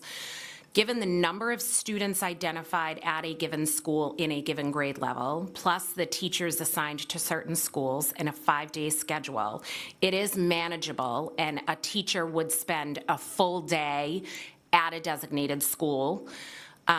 For example, Barberry is one of our largest schools, right? So given the number of identified students there, a teacher would need to be there 2 days. But the other schools that that teacher is paired with would allow for this model to work so that they're only at the other schools 1 day. And then it gives an additional day, that Thursday that we often have half days, where that morning time could be used for caseload, for either makeup groups, or other things, and then it gives the teachers some time to calibrate as a SAGE team as well. So we did balance that. Now, the schedules are by no means finalized until every school is able to finish their standard schedules, which, trust me, it's a puzzle. Some people enjoy those types of puzzles and do a great job with them. Some of it takes us a little bit more time to balance the time on learning schedule, the blocks, unique profiles of students, what they can and cannot miss during pull-out services. So as we finalize those, we'll know a little bit more, and then it gets a little bit more complex, but I think we'll be all right. I went to Potter Road the other day so that we could balance the language allocation plan along with when and if we pull out 3rd, 4th, and 5th graders to make sure it would work and it wouldn't break the language allocation plan, which basically means students get their services in the language of instruction at that moment, and we got the schedule to work. All right, we'll have to stay in touch with you and check in with you next year to see how this schedule is working. One last question here. You mentioned that the rubric that we were using was not identifying students in the program that was reflective of our student population. In what ways? I assume what the answer is here, but I don't want to assume. It was less the rubric and more the tools. So as you know, there are some communities and some states that are more progressive than others. Therefore, their tools and the screeners and what is designed considers the cultural backgrounds, the family backgrounds, and the linguistic backgrounds of students. In other spaces, it does not. Massachusetts does not necessarily, actually it doesn't, recognize talented and gifted programs through DESE. So DESE does not have particular screeners. Massachusetts is a far more progressive state when it comes to recognizing the cultural linguistic backgrounds of our students. So we have analyzed several screeners to see which ones do. There are not an incredible amount that do that. So what we did last year is we brought in and did some work with a woman named Molly Kellogg. She is a professional development provider that actually does specialize in talented and gifted programs. She works directly with NAGC, the National Association of Gifted Children, as well as the Massachusetts the MAGC. So there is an organization, but the organization does not have tools. There is an organization in Massachusetts for gifted children. So what we did was analyze those, and I am by no means an expert on talented and gifted. I really rely on this incredible team of teachers who are so incredibly passionate and know this work deeply. So I just really need to emphasize that. So with Molly Kellogg's expertise as well as our team's expertise, they did a lot of work in analyzing these tools. Molly Kellogg offered us several rubrics that are aligned to NAGC's standards or traits, and we're using those as our rubrics now, which our teachers were always using those, but we may not have had the right other metrics in place. So now we look at 3 different documents or tools, if you will, to determine whether a student has need. One of those are a standardized screener. Another, the 2 other are more project and creative thinker and deep cognitive analytical thinking tools. I'm not going to name them because naturally that can create some what's the word I'm looking for? Well, bias. It could create some bias in the test or invalidity, so that's why I'm just not naming them. But ultimately, those tools are used that really are kind of geared towards finding that. And then at the middle school level, we did identify a screener. It's a one-on-one tool. So we'll be using that for the middle schools in particular through the screening process that's developmentally appropriate. Well, Dr. O'Brien, thank you for trying to make this process, and especially identifying students, even more equitable, because like you said, pointing out that that program representing our population of students gives other hope to say, hey, somebody like me is in that group. I want to be part of this program as much as I can. So thank you for giving us this. All right, up next, Lorena. Thank you. Thank you, Dr. O'Brien, for this. I really appreciate the work that is going into this and that you were already thinking of moving into this model prior to any budget discussions. I did want to go a little bit deeper in terms of the demographics. So Ms. Luda's kindly shared the demographics with me a few months back when we were having these financial conversations. Would you be able, for constituents to listen to you, would you be able to share kind of the current demographics just very quickly in a very summarized way, if that's easy enough? If not, that's okay. Sure.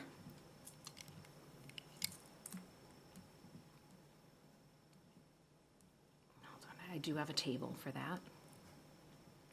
So just to provide you, maybe if I do a comparison, it will make a little bit more sense. So with a traditional screener, just like one simple screener, at one particular school of 111 students that were screened, only 2 students demonstrated need within what they determine as the threshold, right? So that's fairly about 2% of the population if we look at simple numbers. Adam, don't give me like tenths, all right? Work with me on this. When we piloted using a different tool or 2 other tools, the increase in the number of students that were able to demonstrate the need went up to 22%. So that's a 20% increase in that. So that, while that doesn't get at the demographic itself when you're thinking about a school like Barberry, it does address the multilingual component in large ways, right? When I talked a little bit about why is it not culturally appropriate, one of the tools that we used was about a parent questionnaire. And some of the questions are about how would you describe your child as a student? What are their strengths? What are their areas of that you would celebrate, et cetera. Some cultures do not believe in boasting or bragging or identifying strengths. So right out of that one simple question, a child's talents would not be identified, right? And that's not anything, I'm not saying anything about a culture in particular, but what I'm saying is the system is flawed and it's not taking in the consideration around how different communities view education or what a talent or what an exceptionality is, if that makes sense. If I were going to give you the actual raw values, all right, now I have to look at a different table for this. So at that same school where only 2% were identified with a single screener and 22% when we look at this more robust talent development model. At that same school, 74 students were identified in, like over this year, 74 students across grades, current grades 2, 3, 4, and 5 are identified. Among that 74, only 12 are considered multilingual or emergent bilingual students. So that's only 16% of the student population. Okay? Thinking a little bit deeper about that, it only represents 34, so that's approximately 45% of students are identified as Hispanic Latina. Only 4 students, that's approximately 5%, are identified as multi-race. 35 of those students are captured, which is 47%, are captured as white or Caucasian. 0 students identified Asian, and 0 students Black or African American. So that gives you a picture at one school, what that demographic looks like. Great, thank you. I can give you overall for the district, but I think like the small bites I think make it more I think I did get it from Ms. Ludes, but I wanted our constituents to kind of understand what these numbers are and how these reductions, for me, they make sense based on the access, and that you are actually working to make it more equitable so that everybody, or as many kids as possible, can enjoy or have access to SAGE services. I So thank appreciate you raising that. Thank you. Yeah. The other question I wanted to ask you was, can you just, for our constituents, just very quickly also talk about middle school and the MTSS model, which I think is wonderful to tie it in to SAGE. So if you can just very quickly, just MTSS and all the acronyms, as you mentioned. So MTSS is the multi-tiered system of support. This is a nationwide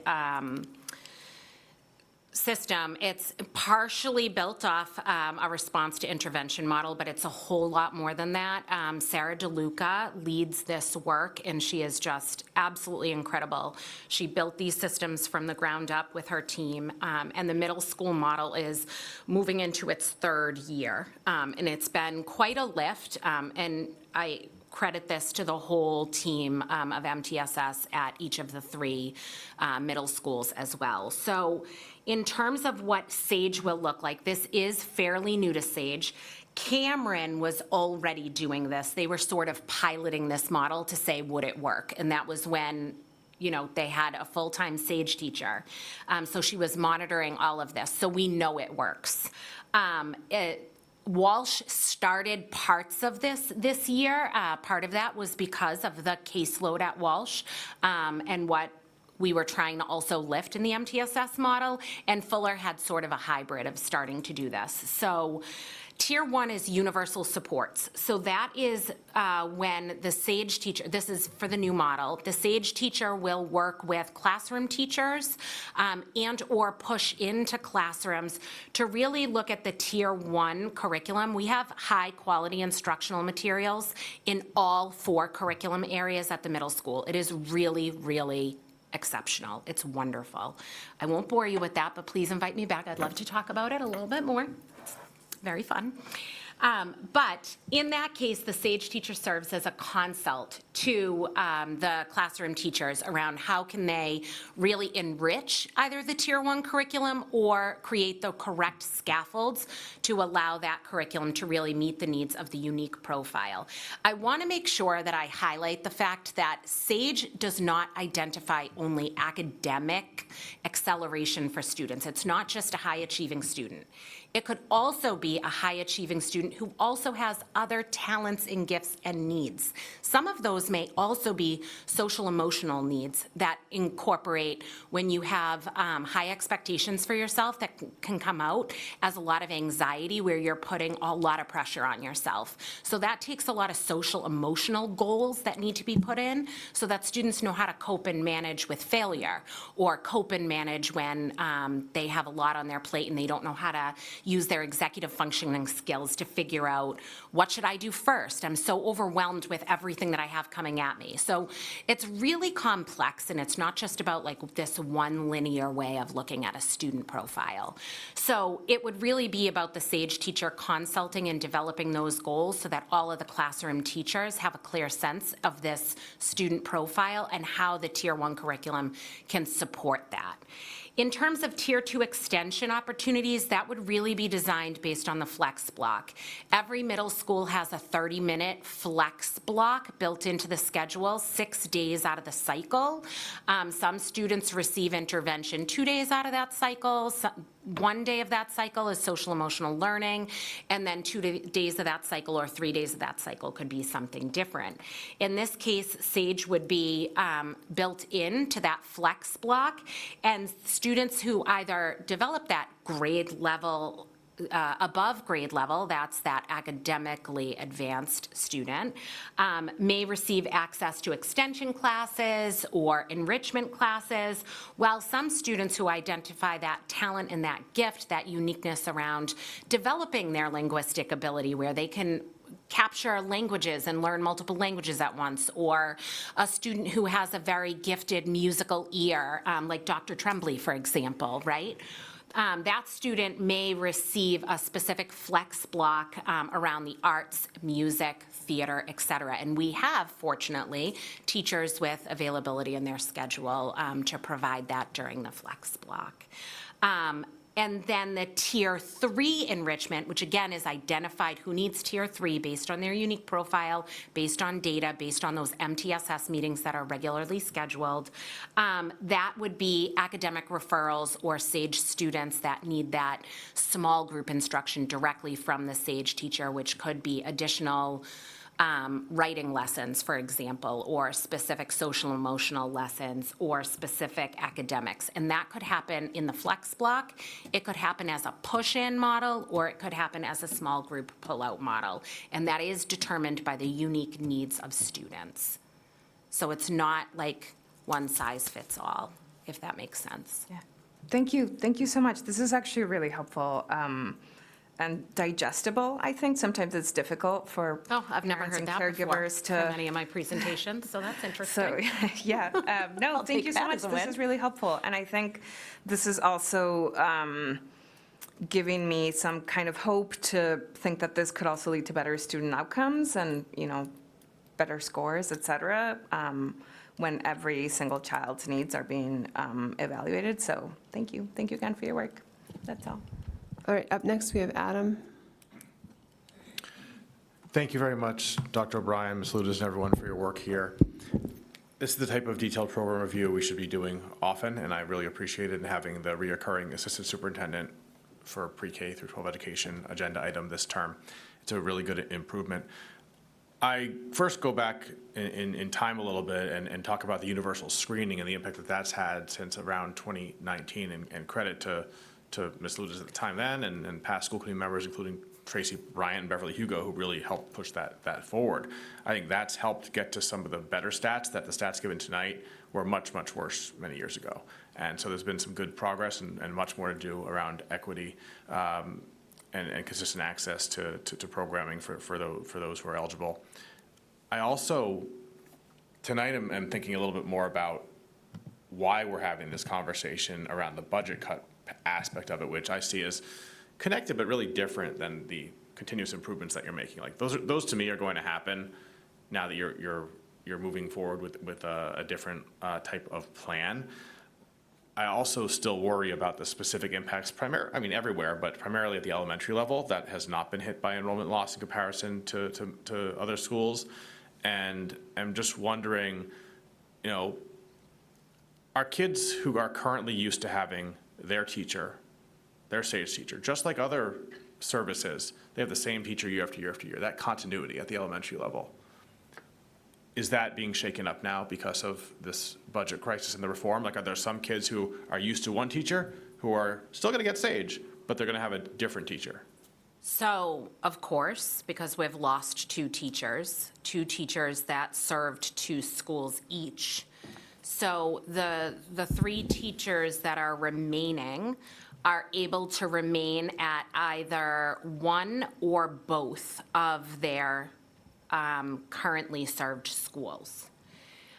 It just so happens that when the budget reductions, we cannot select which teachers remain, which schools get to keep their teacher. It's all based on seniority, right? So naturally, by the math, when you have 9 schools being served by 5 teachers and 2 go away, naturally, 4 schools are not going to have their same consistent SAGE teacher. Understood. And while, again, some of these reforms are good, and this is, you gave all the right disclaimers at the beginning, right? You're doing this because it's in a way forced, not to use that exact term, but this is not preferred. And so I wonder, in light of the fact that we're not getting any additional funding, and I appreciate the effort made last night by 5 city councilors to try to restore this specific program, of all the different cuts on our list of 31, this to me rises to the top, understanding everything's important. And, my next question, and it might be my last question, but I'll have a closing thought, is if there was a way to identify some funding to preserve the elementary level positions, is there a domino effect? Like, could you separate elementary stage staffing with middle school stage staffing? Like, if you only had enough money to adjust in one area, could that work? Well, my wondering with that would be, we just went over caseload numbers. So right now, we have one SAGE teacher to every 100 students at the elementary level. And when we're talking about middle school, we have one teacher for 300 plus students. So I think it would depend on what we're trying to preserve in terms of direct student service. Sure. And where I'm going with this is, I still have a gap in my own mind, but I've identified $74,000 of a $136,000 gap. So the elementary gap that I confirmed earlier tonight was, of the 5 current SAGE positions, if there was an effort to restore 2 of them, it would cost $136,725. And I've gotten halfway there in my own brain of a concept, but I'm just wondering, like, if that actually happened, like if the money was there, is that the right area versus middle school? And what would that actually mean to help you move forward on your implementation plan, but keep students with their current teachers and keep the ratios as close to this year as possible at the elementary level? I totally understand your question, and I understand where you're going. I'm just going to elaborate a little bit on what Dr. O'Brien just shared. So when we look at the number of students that each SAGE teacher would need to serve, elementary, it would be 100 students, approximately 100 students per teacher, and at the middle school, it would be 300 students for that one teacher. The one place where we have to get creative is, I'm going to, again, it all goes back to what is the caseload at each individual school. And at Walsh, they are the largest school. They also have the largest, my correct, percentage of students that are identified as talented and gifted that receive SAGE services. So at Walsh, we've already, I mentioned this before, none of our SAGE teachers have a certificate or license in gifted and talented teaching. So it's not a requirement, as you heard Dr. O'Brien say. This is not a kind of an identified program with the Department of Education, so there are no licensure requirements, which means any teacher can be trained and provide services in SAGE. Not ideal. You want teachers that have chosen this as their path, right? Chosen this as the direction they want to go with their career. But at Walsh, in order to ensure we're providing as much opportunity for as many students as possible, we do plan to utilize teachers that don't have full schedules. So if there's a teacher who's only teaching, say, 60 or 70% of their time, but they're paid as a full-time teacher, they're going to work with the SAGE teacher, co-teach with the SAGE teacher, be coached by the SAGE teacher, so that they can take on some of the SAGE services themselves. Not the tier 3 necessarily, but the tier 1, maybe some tier 2 services, because we do see that that's an incredible number of students for one teacher to see at the middle school level. So if we were kind of forced to pick in terms of where the caseload demand would be, I'd say I'd rather have a trained and skilled SAGE teacher working with SAGE students right out of the gate, rather than having to take somebody who maybe didn't choose that path but is doing it because there's room in their schedule. And right now, that would be at the middle school level. Now, the people that I have in mind will be incredible at this, but again, it isn't necessarily the path that they chose, if that makes sense. Yeah, so I had that stat of the elementary fiscal impact of $136,725. Do you know what the middle school fiscal impact would be? The middle school teachers are, one is going to be teaching, has accepted a teaching position in a middle school. The other one was non-PTS. However, is placed at an elementary school. Fabulous. Yes. The other one is placed at an elementary school. So again, the SAGE teachers they're still going to be working in the district, which means they've bumped other people. I just don't know Or went figures. into a vacancy, but as you know, classroom I guess what I'm simply getting at is understanding there's no new money, but I do have 74,000 in my mind that I can explain if there's ever an appetite for. But that 74,000, like the entire Sage cut is 280K. If there's a way to preserve a little bit of middle school or a little bit of elementary school, that's what I'm trying to get at. Because I think that's where our conversation should be as a group. We should be praising your reforms, but separately, we should be trying to preserve teachers who are currently in front of students that the students want them to be at in front of next year. So I'm wondering what the fiscal impact would be of middle school, and then I'll pause and let others talk and maybe go back to this before we lose the agenda item. Thank you. Yeah, so middle school is the same, 136,725. Thank you. All right, next up, we have Brent. Thank you for the report. Much like our Mandarin program, we had tremendous parent and student turnout and advocacy for this program. Has this change been communicated with parents yet, or will it be soon?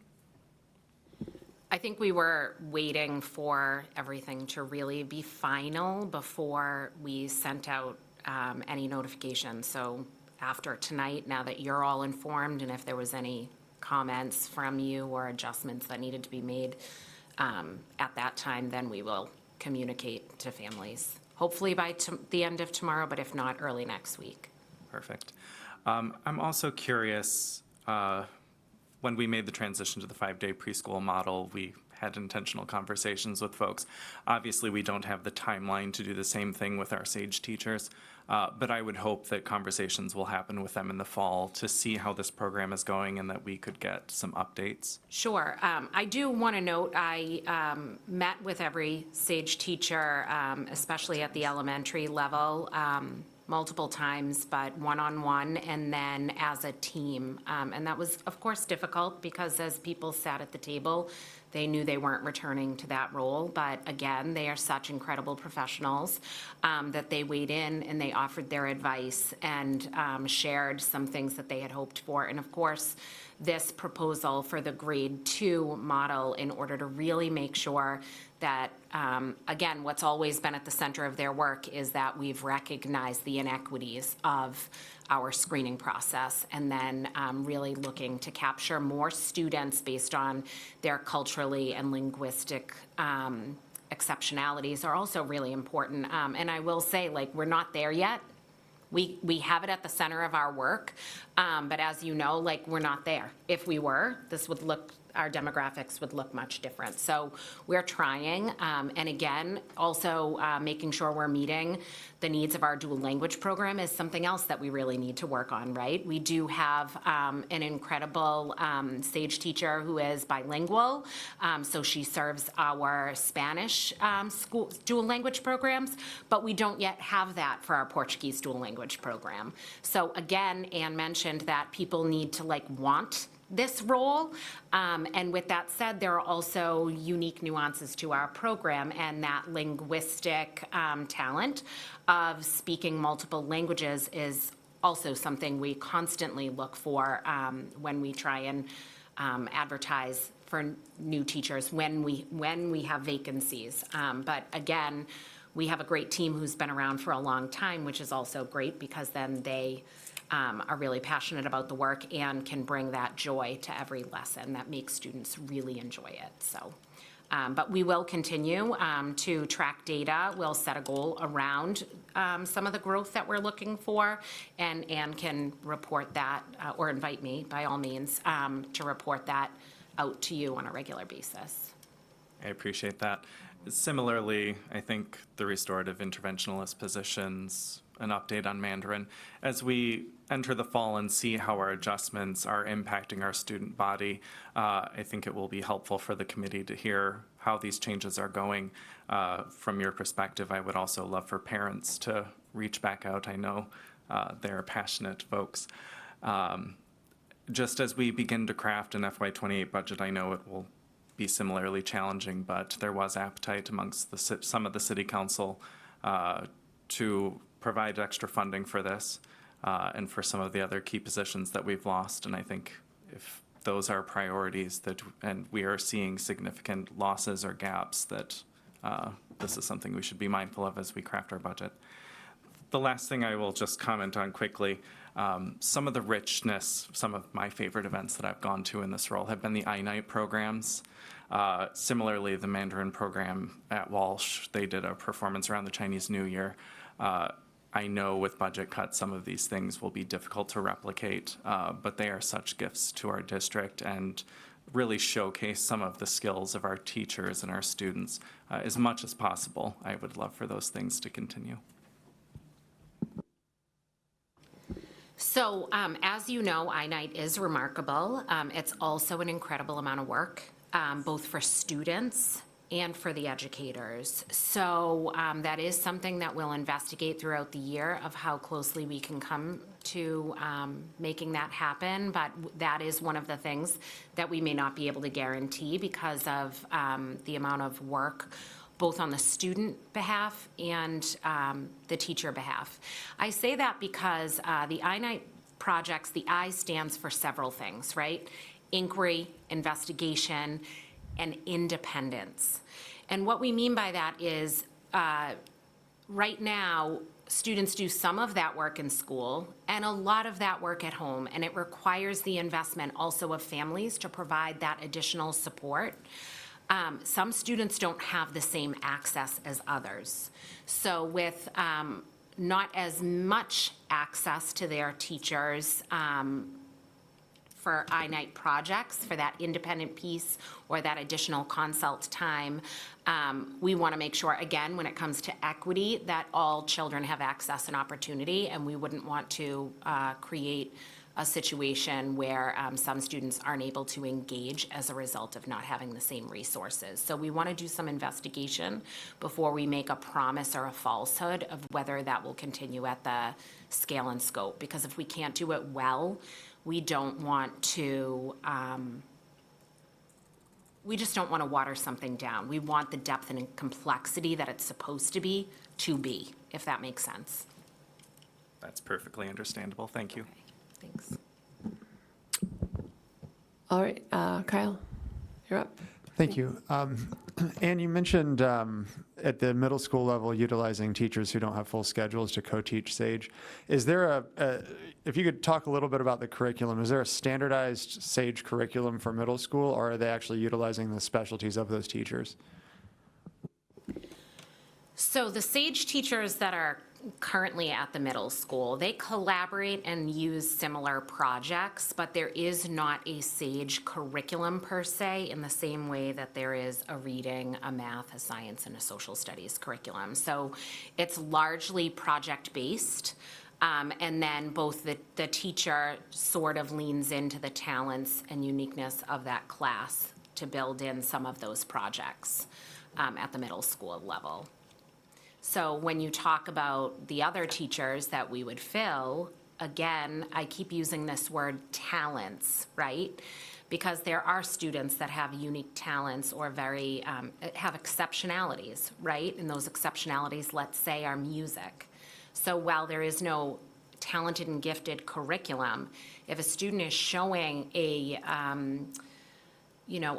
musical talent, then by all means, a music teacher is actually better to serve that student, right? A student who learns languages very quickly, right, or has a linguistic sense or an interest in cultures and communities, a world language teacher might better serve that child based on their interests. Because a feature of a talented and gifted student is that they're often very much connected or interested in abstract thinking, or in not always perseverating over one particular topic, but perhaps on like population statistics, for example, right? If I'm interested in demographics and population statistics, I'm probably better served by an economist or a humanities teacher, right? Because they're going to be able to support that.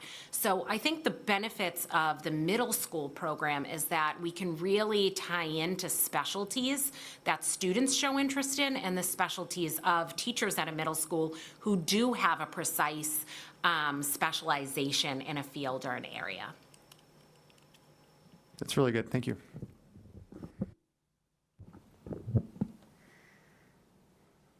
Well, thank you so much for coming, and we really appreciate your update, and I think kind of gauging on the interest of the committee, maybe we'll have you back again at some point to discuss more and to see how this is rolling out, and we appreciate all the work and the planning and preparation.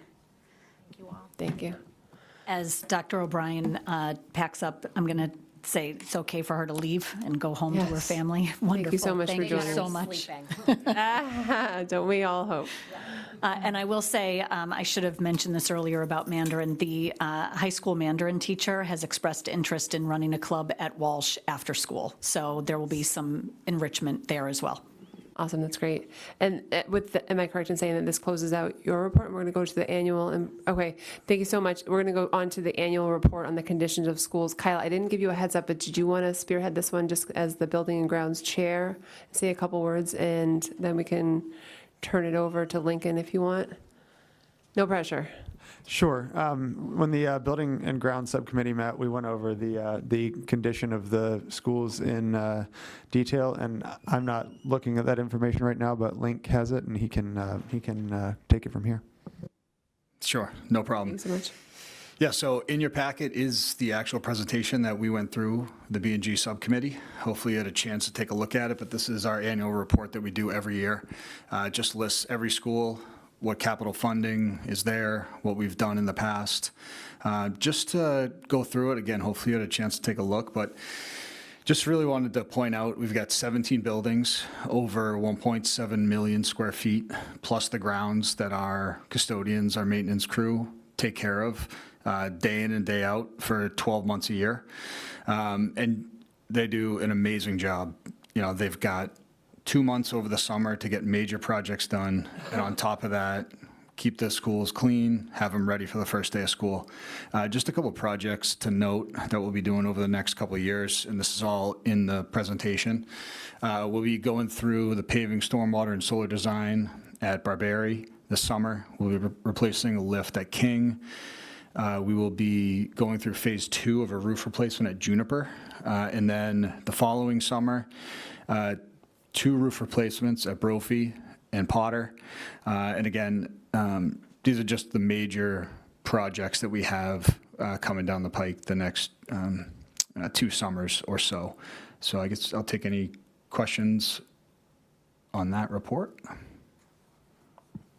Go ahead, Brent.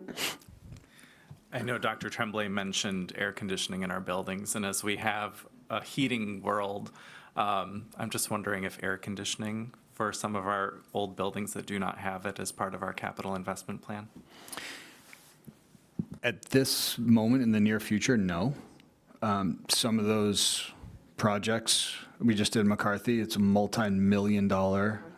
So, you know, I think it's a good discussion that we have. You know, do you spend $5 million on doing AC in a building for the beginning and the end of the school year, or do we put money aside for a roof? So it's something we can definitely discuss as we go through the FY28 process and for the long-term capital project. But the goal is to make as many cool areas in every building as possible. So we do that in small phases. You know, we'll put AC units in windows, students that need it and things like that. But yeah, not every school is fully AC'd.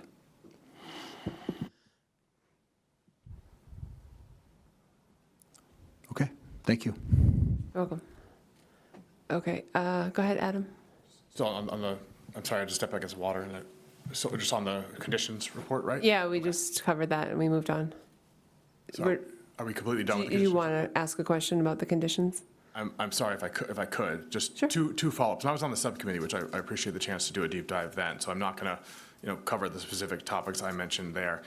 I'm wondering simply if there could be a report, now that the budget season's over, maybe before the next school year, on the Wi-Fi and self-service implementation plan.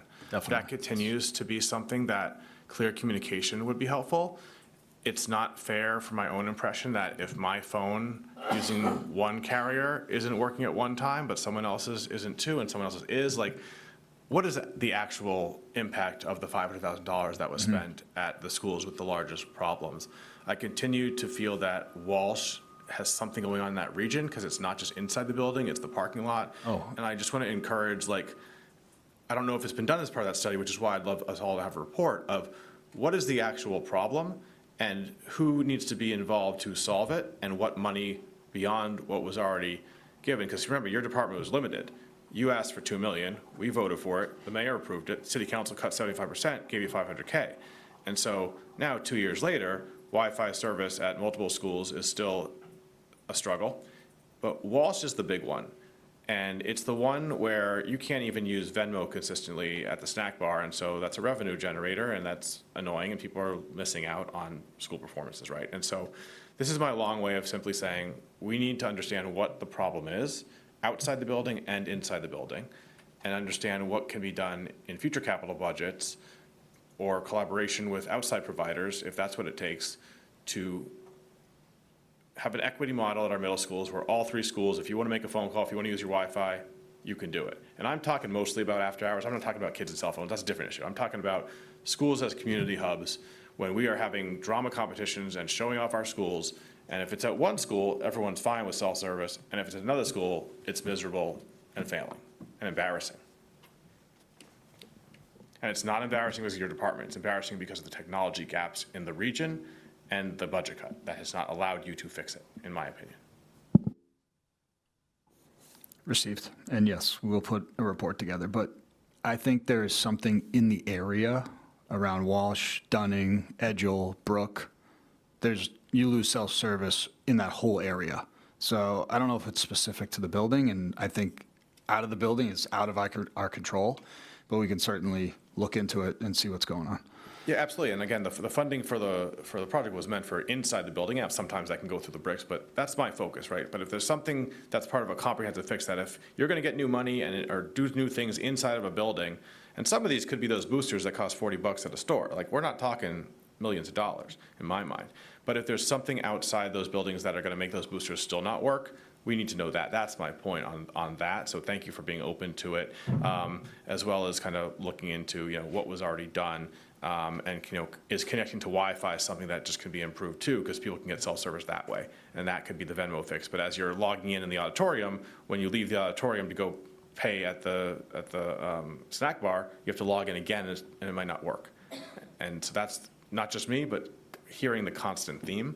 Talked to the PTO president recently, others, it's happening constantly. Okay. My last question is, maybe it's a report, maybe it's a future agenda item, lead in the schools. I know that your team has done a lot with lead water issues, monitoring closely, making sure things are safe.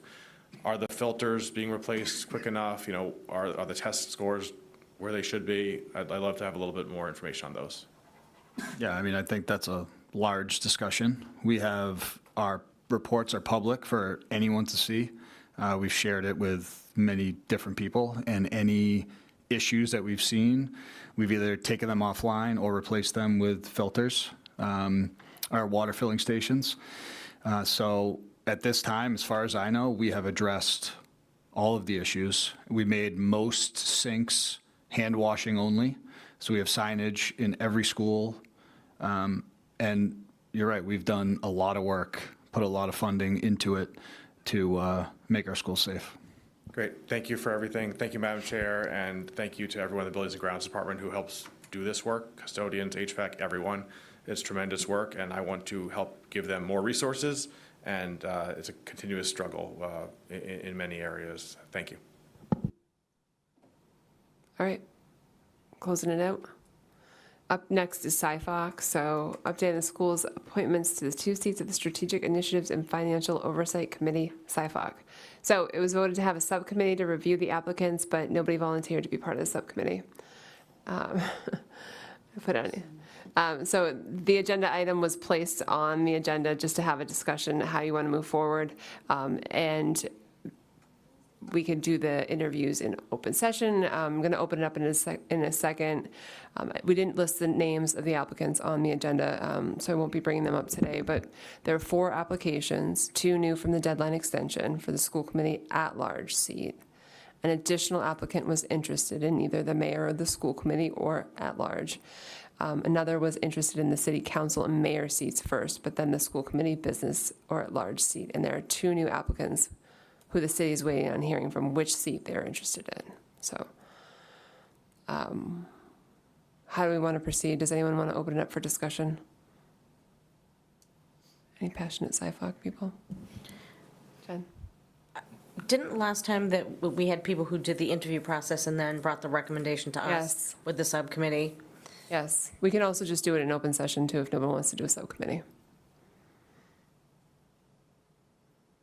Anybody want to do subcommittee? No, I already asked. I'll do it. Subcommittee? Not by myself, but I'll do it. Judy. All right. Let's see, who else wants to? Brendan, Can I you see. say a little bit more about the timeline and when the subcommittee would need to meet to have these seats filled in time? Well, we were getting clarification from Kate Fallon on if the current seats would remain in place until they were, but I think this should be sooner than later. So I would say if we were able to get it in before July 15th, the subcommittee, to have the recommendation for the 15th, I think that would be best. I'm happy to help. Okay. Brent, we have two. Don't we have the questions already We from already have the last time? questions, Yeah. yes. We can just, if you want us, we can send those over, and if you wanted to go through them or have the subcommittee decide, so we'll get all the applicants lined up. Kyle, you're in too? Yeah, I can do it. All I right. hope my wife's not watching. We have three, all right. Who wants to chair it? Or rocks, paper, scissors, three-way? You want to chair it? Okay, any objection to Judy chairing the subcommittee? Okay, awesome, Judy. All right, we have a subcommittee formed. Okay, so we'll get the applicants ready. You'll have a subcommittee, and then we'll also send you for packet materials the questions. Maybe 2 meetings, we'll see. One to maybe vet the questions, and I think last time we vetted the questions before we actually interviewed people. Okay. All right, success. I'm counting that. We're moving on. Anything else before I close that one out? Okay. Open meeting, you can't just, could have been an email, I know, but can't do it. Executive Director of Finance and Operations, back to you, Lincoln. Okay, thank you, Madam Chair.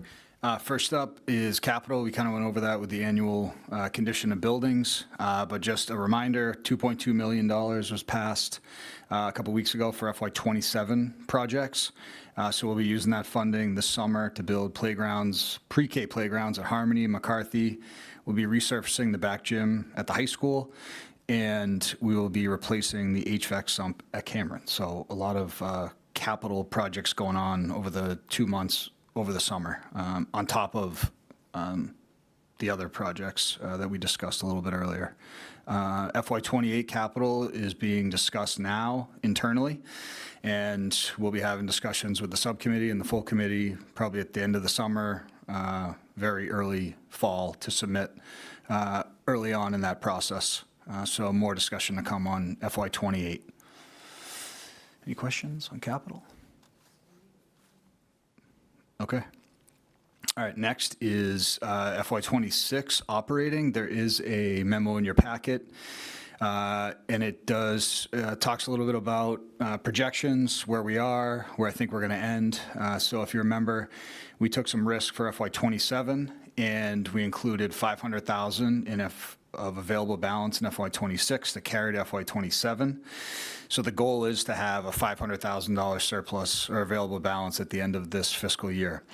I'm projecting that we will hit that number. We're a little bit under on our salary balance. If you remember, we need $5.75 million in turnover savings to balance. I think we're going to come up a little bit short. The biggest payroll of the year is happening early next week, so I'll have a much, much better sense of what's happening after that payroll hits. But we have savings in other areas in expenses. We put the budget slowdown, so that helped tremendously to balance the budget. And then we have a little bit in circuit breaker. So my projection now is a $591,000 carryover from 26 to 27, which will allow for the balancing of FY27. So we continue to work to close out purchase orders as fast as we can, and then closed out 26, all while we're opening 27 and now putting together FY28. So we've got 3 different fiscal years going on right now. Any questions on FY26? Oh, there is a request for a motion. I do this every year. Anytime I need to transfer funds between expenses and salaries, I need to come to the committee. I rarely ever do that, but this motion, if passed, will allow me to transfer that just to close out the FY '26, the fiscal year. So if, Madam Chair, if there's. Yeah, we put it together. I have Okay, it great. right here. Do you want me to read it? I'll Great. read it for the record. Thank you. So the motion is to allow Mr. Lynch to make any transfers of funds between salaries and expenses of the operating budget as necessary to close out the 2025-2026 fiscal year. All remaining funds in the FY '26 balance column at fiscal year closeout are to be moved through journal entries to the FY '26 circuit breaker account to cover unanticipated FY '27 special education tuition or transportation-related costs to balance the FY '27 school budget per the school committee's June 3rd, 2027 vote. So moved. Second. Moved by Kyle, seconded by Willie. Any discussion? Adam? Thank you, Madam Chair. Motion looks great, except for it should be June 3rd, 2026. And then my comment is the new CFO, Mr. Lynch is aware of this, when I had my introductory, conversation with him, he was curious about a little bit of the history here and why this process exists. And I feel like it's a great model.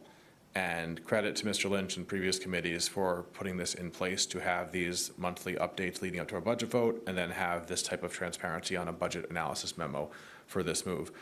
I would love the new CFO, while this is very much outside of my lane, to project end-of-year available balance on city-side departments as well, because it really helps us know that insight before the budget process that just happened. If we had known that stat going forward, I actually think the conversation will change. I'm going to go out on a limb right now and say there's at least a $3 million surplus coming back to the city over the July and August timeline. And if memos like this were in place, then that would help what just happened the last few days. Thank you. Motion on the floor. We'll go all those in favor. Any further discussion? All those in favor, raise your hand. All right, 9-0-0. Passes. It's great. Thank you for your support. Next on the agenda is FY '27 operating budget. So the council voted last night, 6-5, to approve the overall city operating budget for FY '27. Part of that, of course, is our budget. So it's $187,418,448. It's a 2.24% increase, or a $4.1 million addition to this current year's budget. So $187.4 million for next year. And we have talked at length about the FY '27 budget. So if there's any questions or not, we're on to FY '28.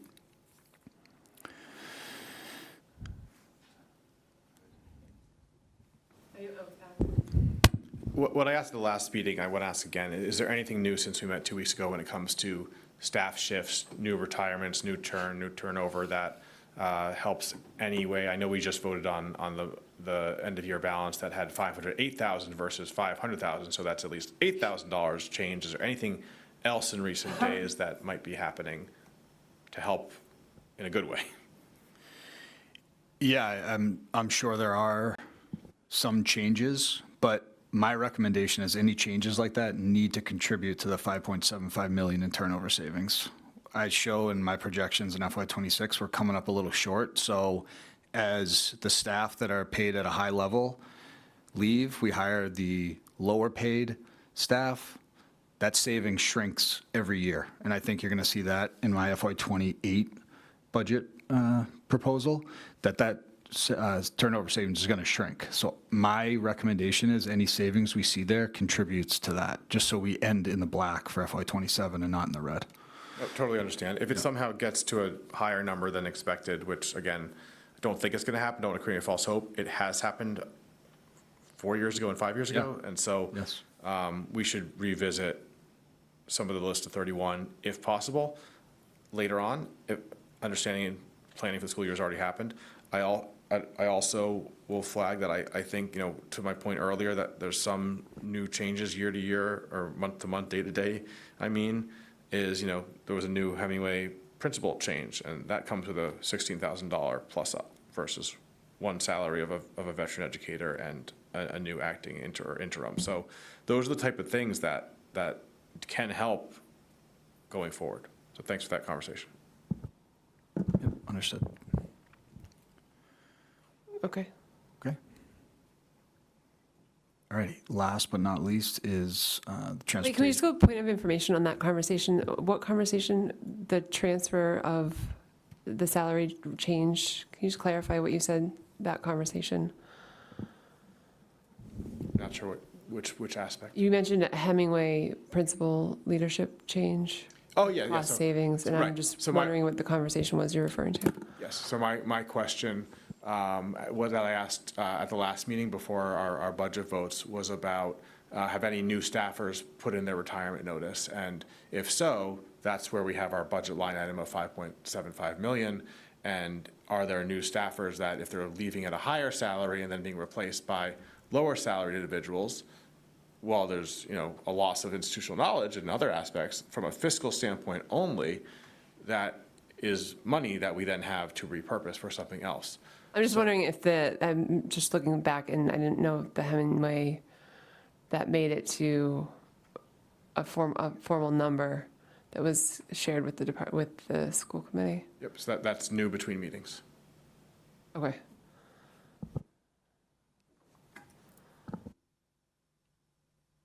Thank you, you can continue. Okay. So the transportation update. Before we get to the report, I just want to remind anyone watching out there that we do have the bus registration deadline. It is this Thursday, June 18th. June 18th. You can access the registration on the transportation page of the website. Just some stats, and we committed to like a strong push of reminders and information.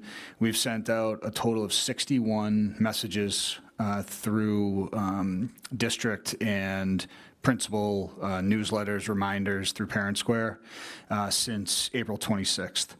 So we're really trying to get as many registrations as we can, June 18th, with a new deadline in the middle of August to get routes to families. We need to hold the deadline, so we pull the registration early. What has been a little confusing, and we just recently sent out some messaging this week, and we've talked at length here.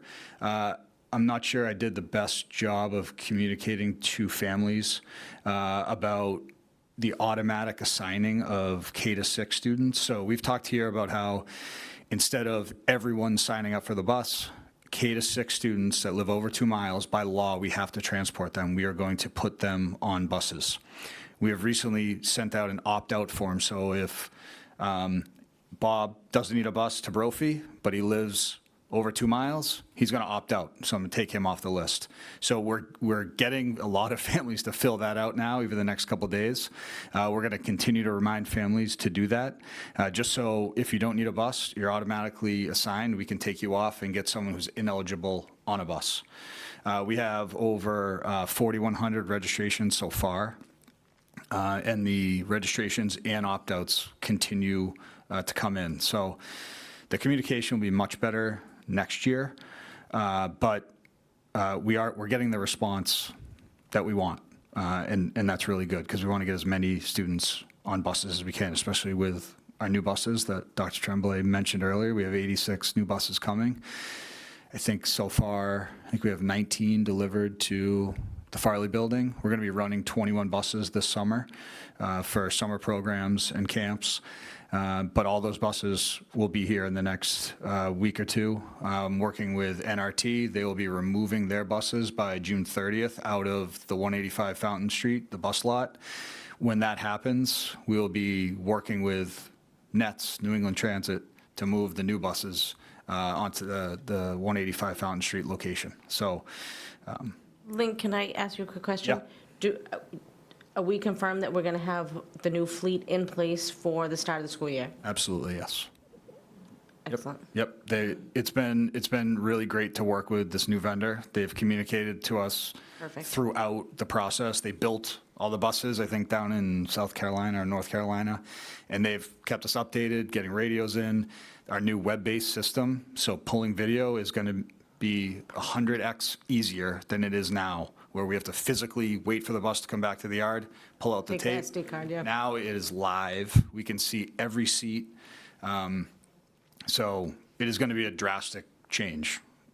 You can tell I'm very excited about these buses. Good. It's kind of our last not our last step, but the next step for our in-house process to have our own buses. And I think drivers are excited too. And I'm really confident at the driver count number that we're going to hit next year. I think we are going to hit our mark. Maybe not the first day, but within the first couple months. So things are moving in a positive direction in transportation compared to what they used to be. Perfect, thank you. All right, anybody else for transportation? Adam, go ahead. Thank you very much. And then Brent. Really exciting milestone to be moving away from that other contract to this new lease. Appreciate what you did there. Two quick things. On those new buses that are coming in, can you confirm the camera-related technology around the, outside the buses for traffic safety, as well as inside the buses for the tracking app? How are those hopefully going to be implemented? And then I have one quick follow-up on a different aspect. Yep, so the tracking app will work exactly how it is working now. Hopefully it will be up and running a lot more than it has been the last 2 months. But in the bid requirements, we required the new buses to tie into the system that the parents are using now, so we don't have to change. The second piece, exterior cameras, right? So they are equipped for the cameras to be added. They are not on there now.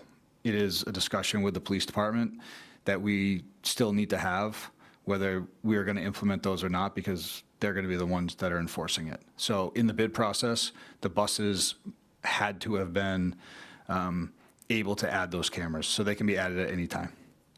So would that be a future school committee policy or regulation of the Yes. district decision that needs to be vetted as a new state law initiative? Yep, and I think the police department needs to be involved. Absolutely. From the beginning. Yeah, agreed on that collaboration. Okay. And then my final question is around the registration. Just a thank you for all the different dozens of communications. I finally listened to one and did it over the weekend.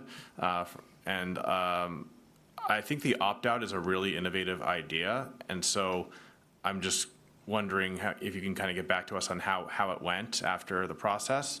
And if there's a way for schools to remind people too, so it's kind of this multi-pronged approach to kind of go through that list and make sure that no one is missing that, and then they're assigned a route, and that's a seat for someone else.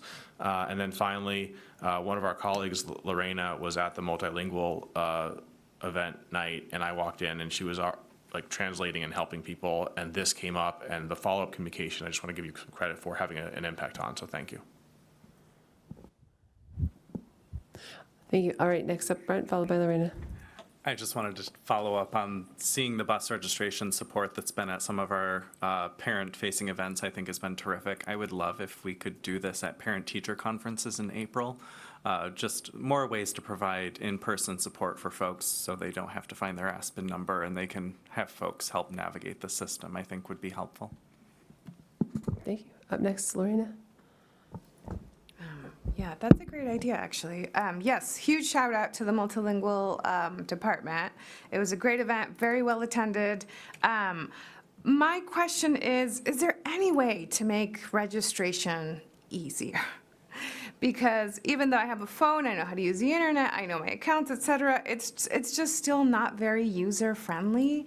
Is there an easier way for both you, but also for caregivers to register? So currently, the instructions are, you need your last number and your password. If you don't have it, and you don't speak English well, or you don't have a phone with full access to the internet, that's kind of a problem. And then if you do get in, there's an error message that you have to ignore, but then so it's not like super intuitive, I think. So I wonder if there's an easier way to do it, and maybe it has to be done this way, so that's why I'm asking. And then, what was the other thing I was going to say? I forgot, but I'll start with that. Yeah, so as far as the registration for now, we can't change it for this year, but it is something that, we can look into for the FY28 school year. I've received the feedback from some people similar to what you just described. So we want to make it as easy as possible and get as many students on the bus. So we'll work to make it easier. Yeah, And if Okay. it's changing the system and how we do it, there might be a cost associated with it, but if it creates a better user-friendly experience for our families, then I think it's worth it. Yeah. So- Yes, that sounds great. I think there has to be a happy medium, right? Something Yeah. that works for them and something that works for you all. I remembered my question. So tomorrow is the deadline to register for people who are not eligible for buses. What happens if people miss the deadline because, again, these different barriers? Is there any wiggle room? Is there like a plan B for somebody who's like, I actually missed it, but I got lost, but I really need the bus? So that's a tough one. Every year, we do have a grace period, but that is why routes are so late to families. So I've tried to get ahead of this with this committee a year ago, saying, I need your support to hold the line on the 18th. I think 61 reminders to our families is really helpful to get them to hit the deadline. We'll send another reminder out tomorrow, maybe 2. But there's always situations that we work with families, Yeah. you know? Yeah, I think improving the actual platform to agree. register might really help. So, Yep, I yes, agree. definitely report back on the opt-out. I am will also do. interested. Thank you. Okay, thanks. Okay, Okay. transportation, done. Oh, yeah, so, yeah, the report that's in your packet. That's the in and out report through, I believe, through June 10th. So, again, it's kind of a trend that's happening, elementary, middle, and high school in the morning. We are on time, which hasn't happened in previous years. So we are getting students to school on time. When you start looking in the afternoon, which we set the parameter of 10 minutes after the last bell, might be something we should look at in the future if I have to continue these reports. But it does show a high percentage of buses late to some certain schools. And the schools that are late are the ones that we double up. So you'll see Hemingway is late. And what's the other high one? Dunning is late because they go to a school before they pick up the students. King Dunning, they go to King, pick up, go to Dunning, pick up. So what we're going to look to do next year is split those and give schools their own buses. That will dramatically change these percentages. It might be a 2-year phase-in to get rid of the 2 doubled-up schools, but Angela is working on that now, and the hope is at least one of those doubled-up schools we can split up, and then we'll work on it throughout the year. But with more buses, more drivers, the flexibility is going to be there to drive these numbers down. But we are aware of the afternoon percentages and how they're not great. Another thing to note, I mentioned a little bit earlier, was the Edgelog app has been down for way too many days, the past month or 2. So we're working with the company on that. It pulls from the Zonar system on the buses. So it's not an internal thing for us, it's an external. So we're working with those vendors. It's a little out of our hands, but they know the urgency. Link, can I just ask you a quick Yeah. question? With knowing that we should hit our target with the amount of buses Yep. for August, is that the 72 buses? 77. So if we're at 77 buses, how many buses do we need in order to break all of the doubled-up buses? It's to be determined because it's really based on how many students are requesting it from every school. So I can't give you an exact number now. Ideally, it would be 77. We wouldn't have to add any more. Okay. Because knowing that we're down the 750 kids that we are, Yep. and at that 77, I would think that we'd be able to split all of those runs at 77, if we're at 77. Yeah. That's the hope. But even we're down 757 students, we're still transporting over 5,000. Right. You know, so the need is still there, and that number hasn't dropped significantly like enrollment has. So, Thank you. okay, All right, sounds great. I'm all set. Thank you for your support. thank you. Subcommittee reports, I'll turn it over to Willie for report on the warrants. Thank you, Madam Chair. For the warrants total, we have a total of $2,331,652.38 and a payroll total of $6,625,274.72 on the dates of June 1st and June 8th. Thank you. All right. Judy, you're up. Yeah, Tech Quarterly Report, School Committee Liaison Update. Yeah, just a reminder that Tech, the Education Collaborative fourth quarter report is in your packets for you to review. Thank you. Policy, Jen? Thank you.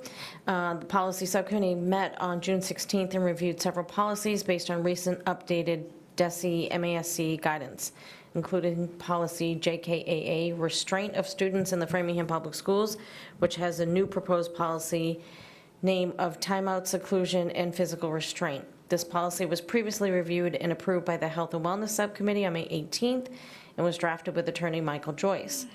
The Policy Subcommittee made one small change to the regulation as well as adding one line to the policy itself.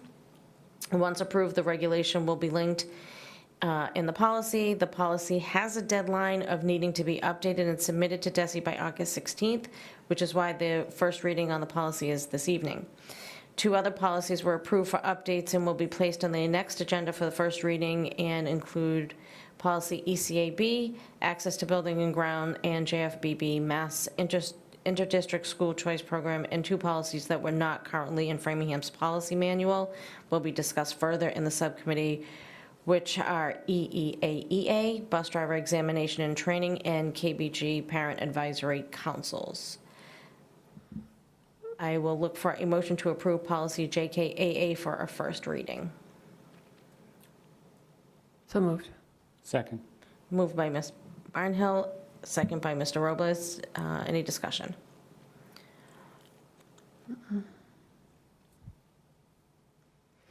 Take a roll call vote. All in favor? All in favor? Passes 9-0, thank you. Courtney, thank you so much for being here to answer any questions that some of our members may have had. No problem at all. Thank you. Are there any other subcommittee reports? Okay, approval of gifts, field trips and minutes, gifts. Motion to accept the funds for the FHS boys basketball and student or staff report. So move. Moved by Willie. Second. Seconded by Jen. Any discussion? All right, all those in favor, raise your hand. 9-0-0. Minutes, March 18th minutes will be added to the next meeting. Motion to approve the March 4th, 2026 meeting minutes. So moved. Moved by Jen. Seconded by Willie. Any discussion? All right, all those in favor, raise your hand. 9-0-0. Additional public comment. I just checked the Zoom and nobody has their hand up. Anybody in person? Nope. Last night. Okay, I will accept a motion. This is our last meeting in this room. The next school committee is July 15th in Farley's Auditorium. I will accept a motion to adjourn. So move. Moved by Willie, seconded by Jen. Any discussion? None. All those in favor of adjourn? Raise your hand. 9-0-0. This meeting is adjourned at 9:17 p.m.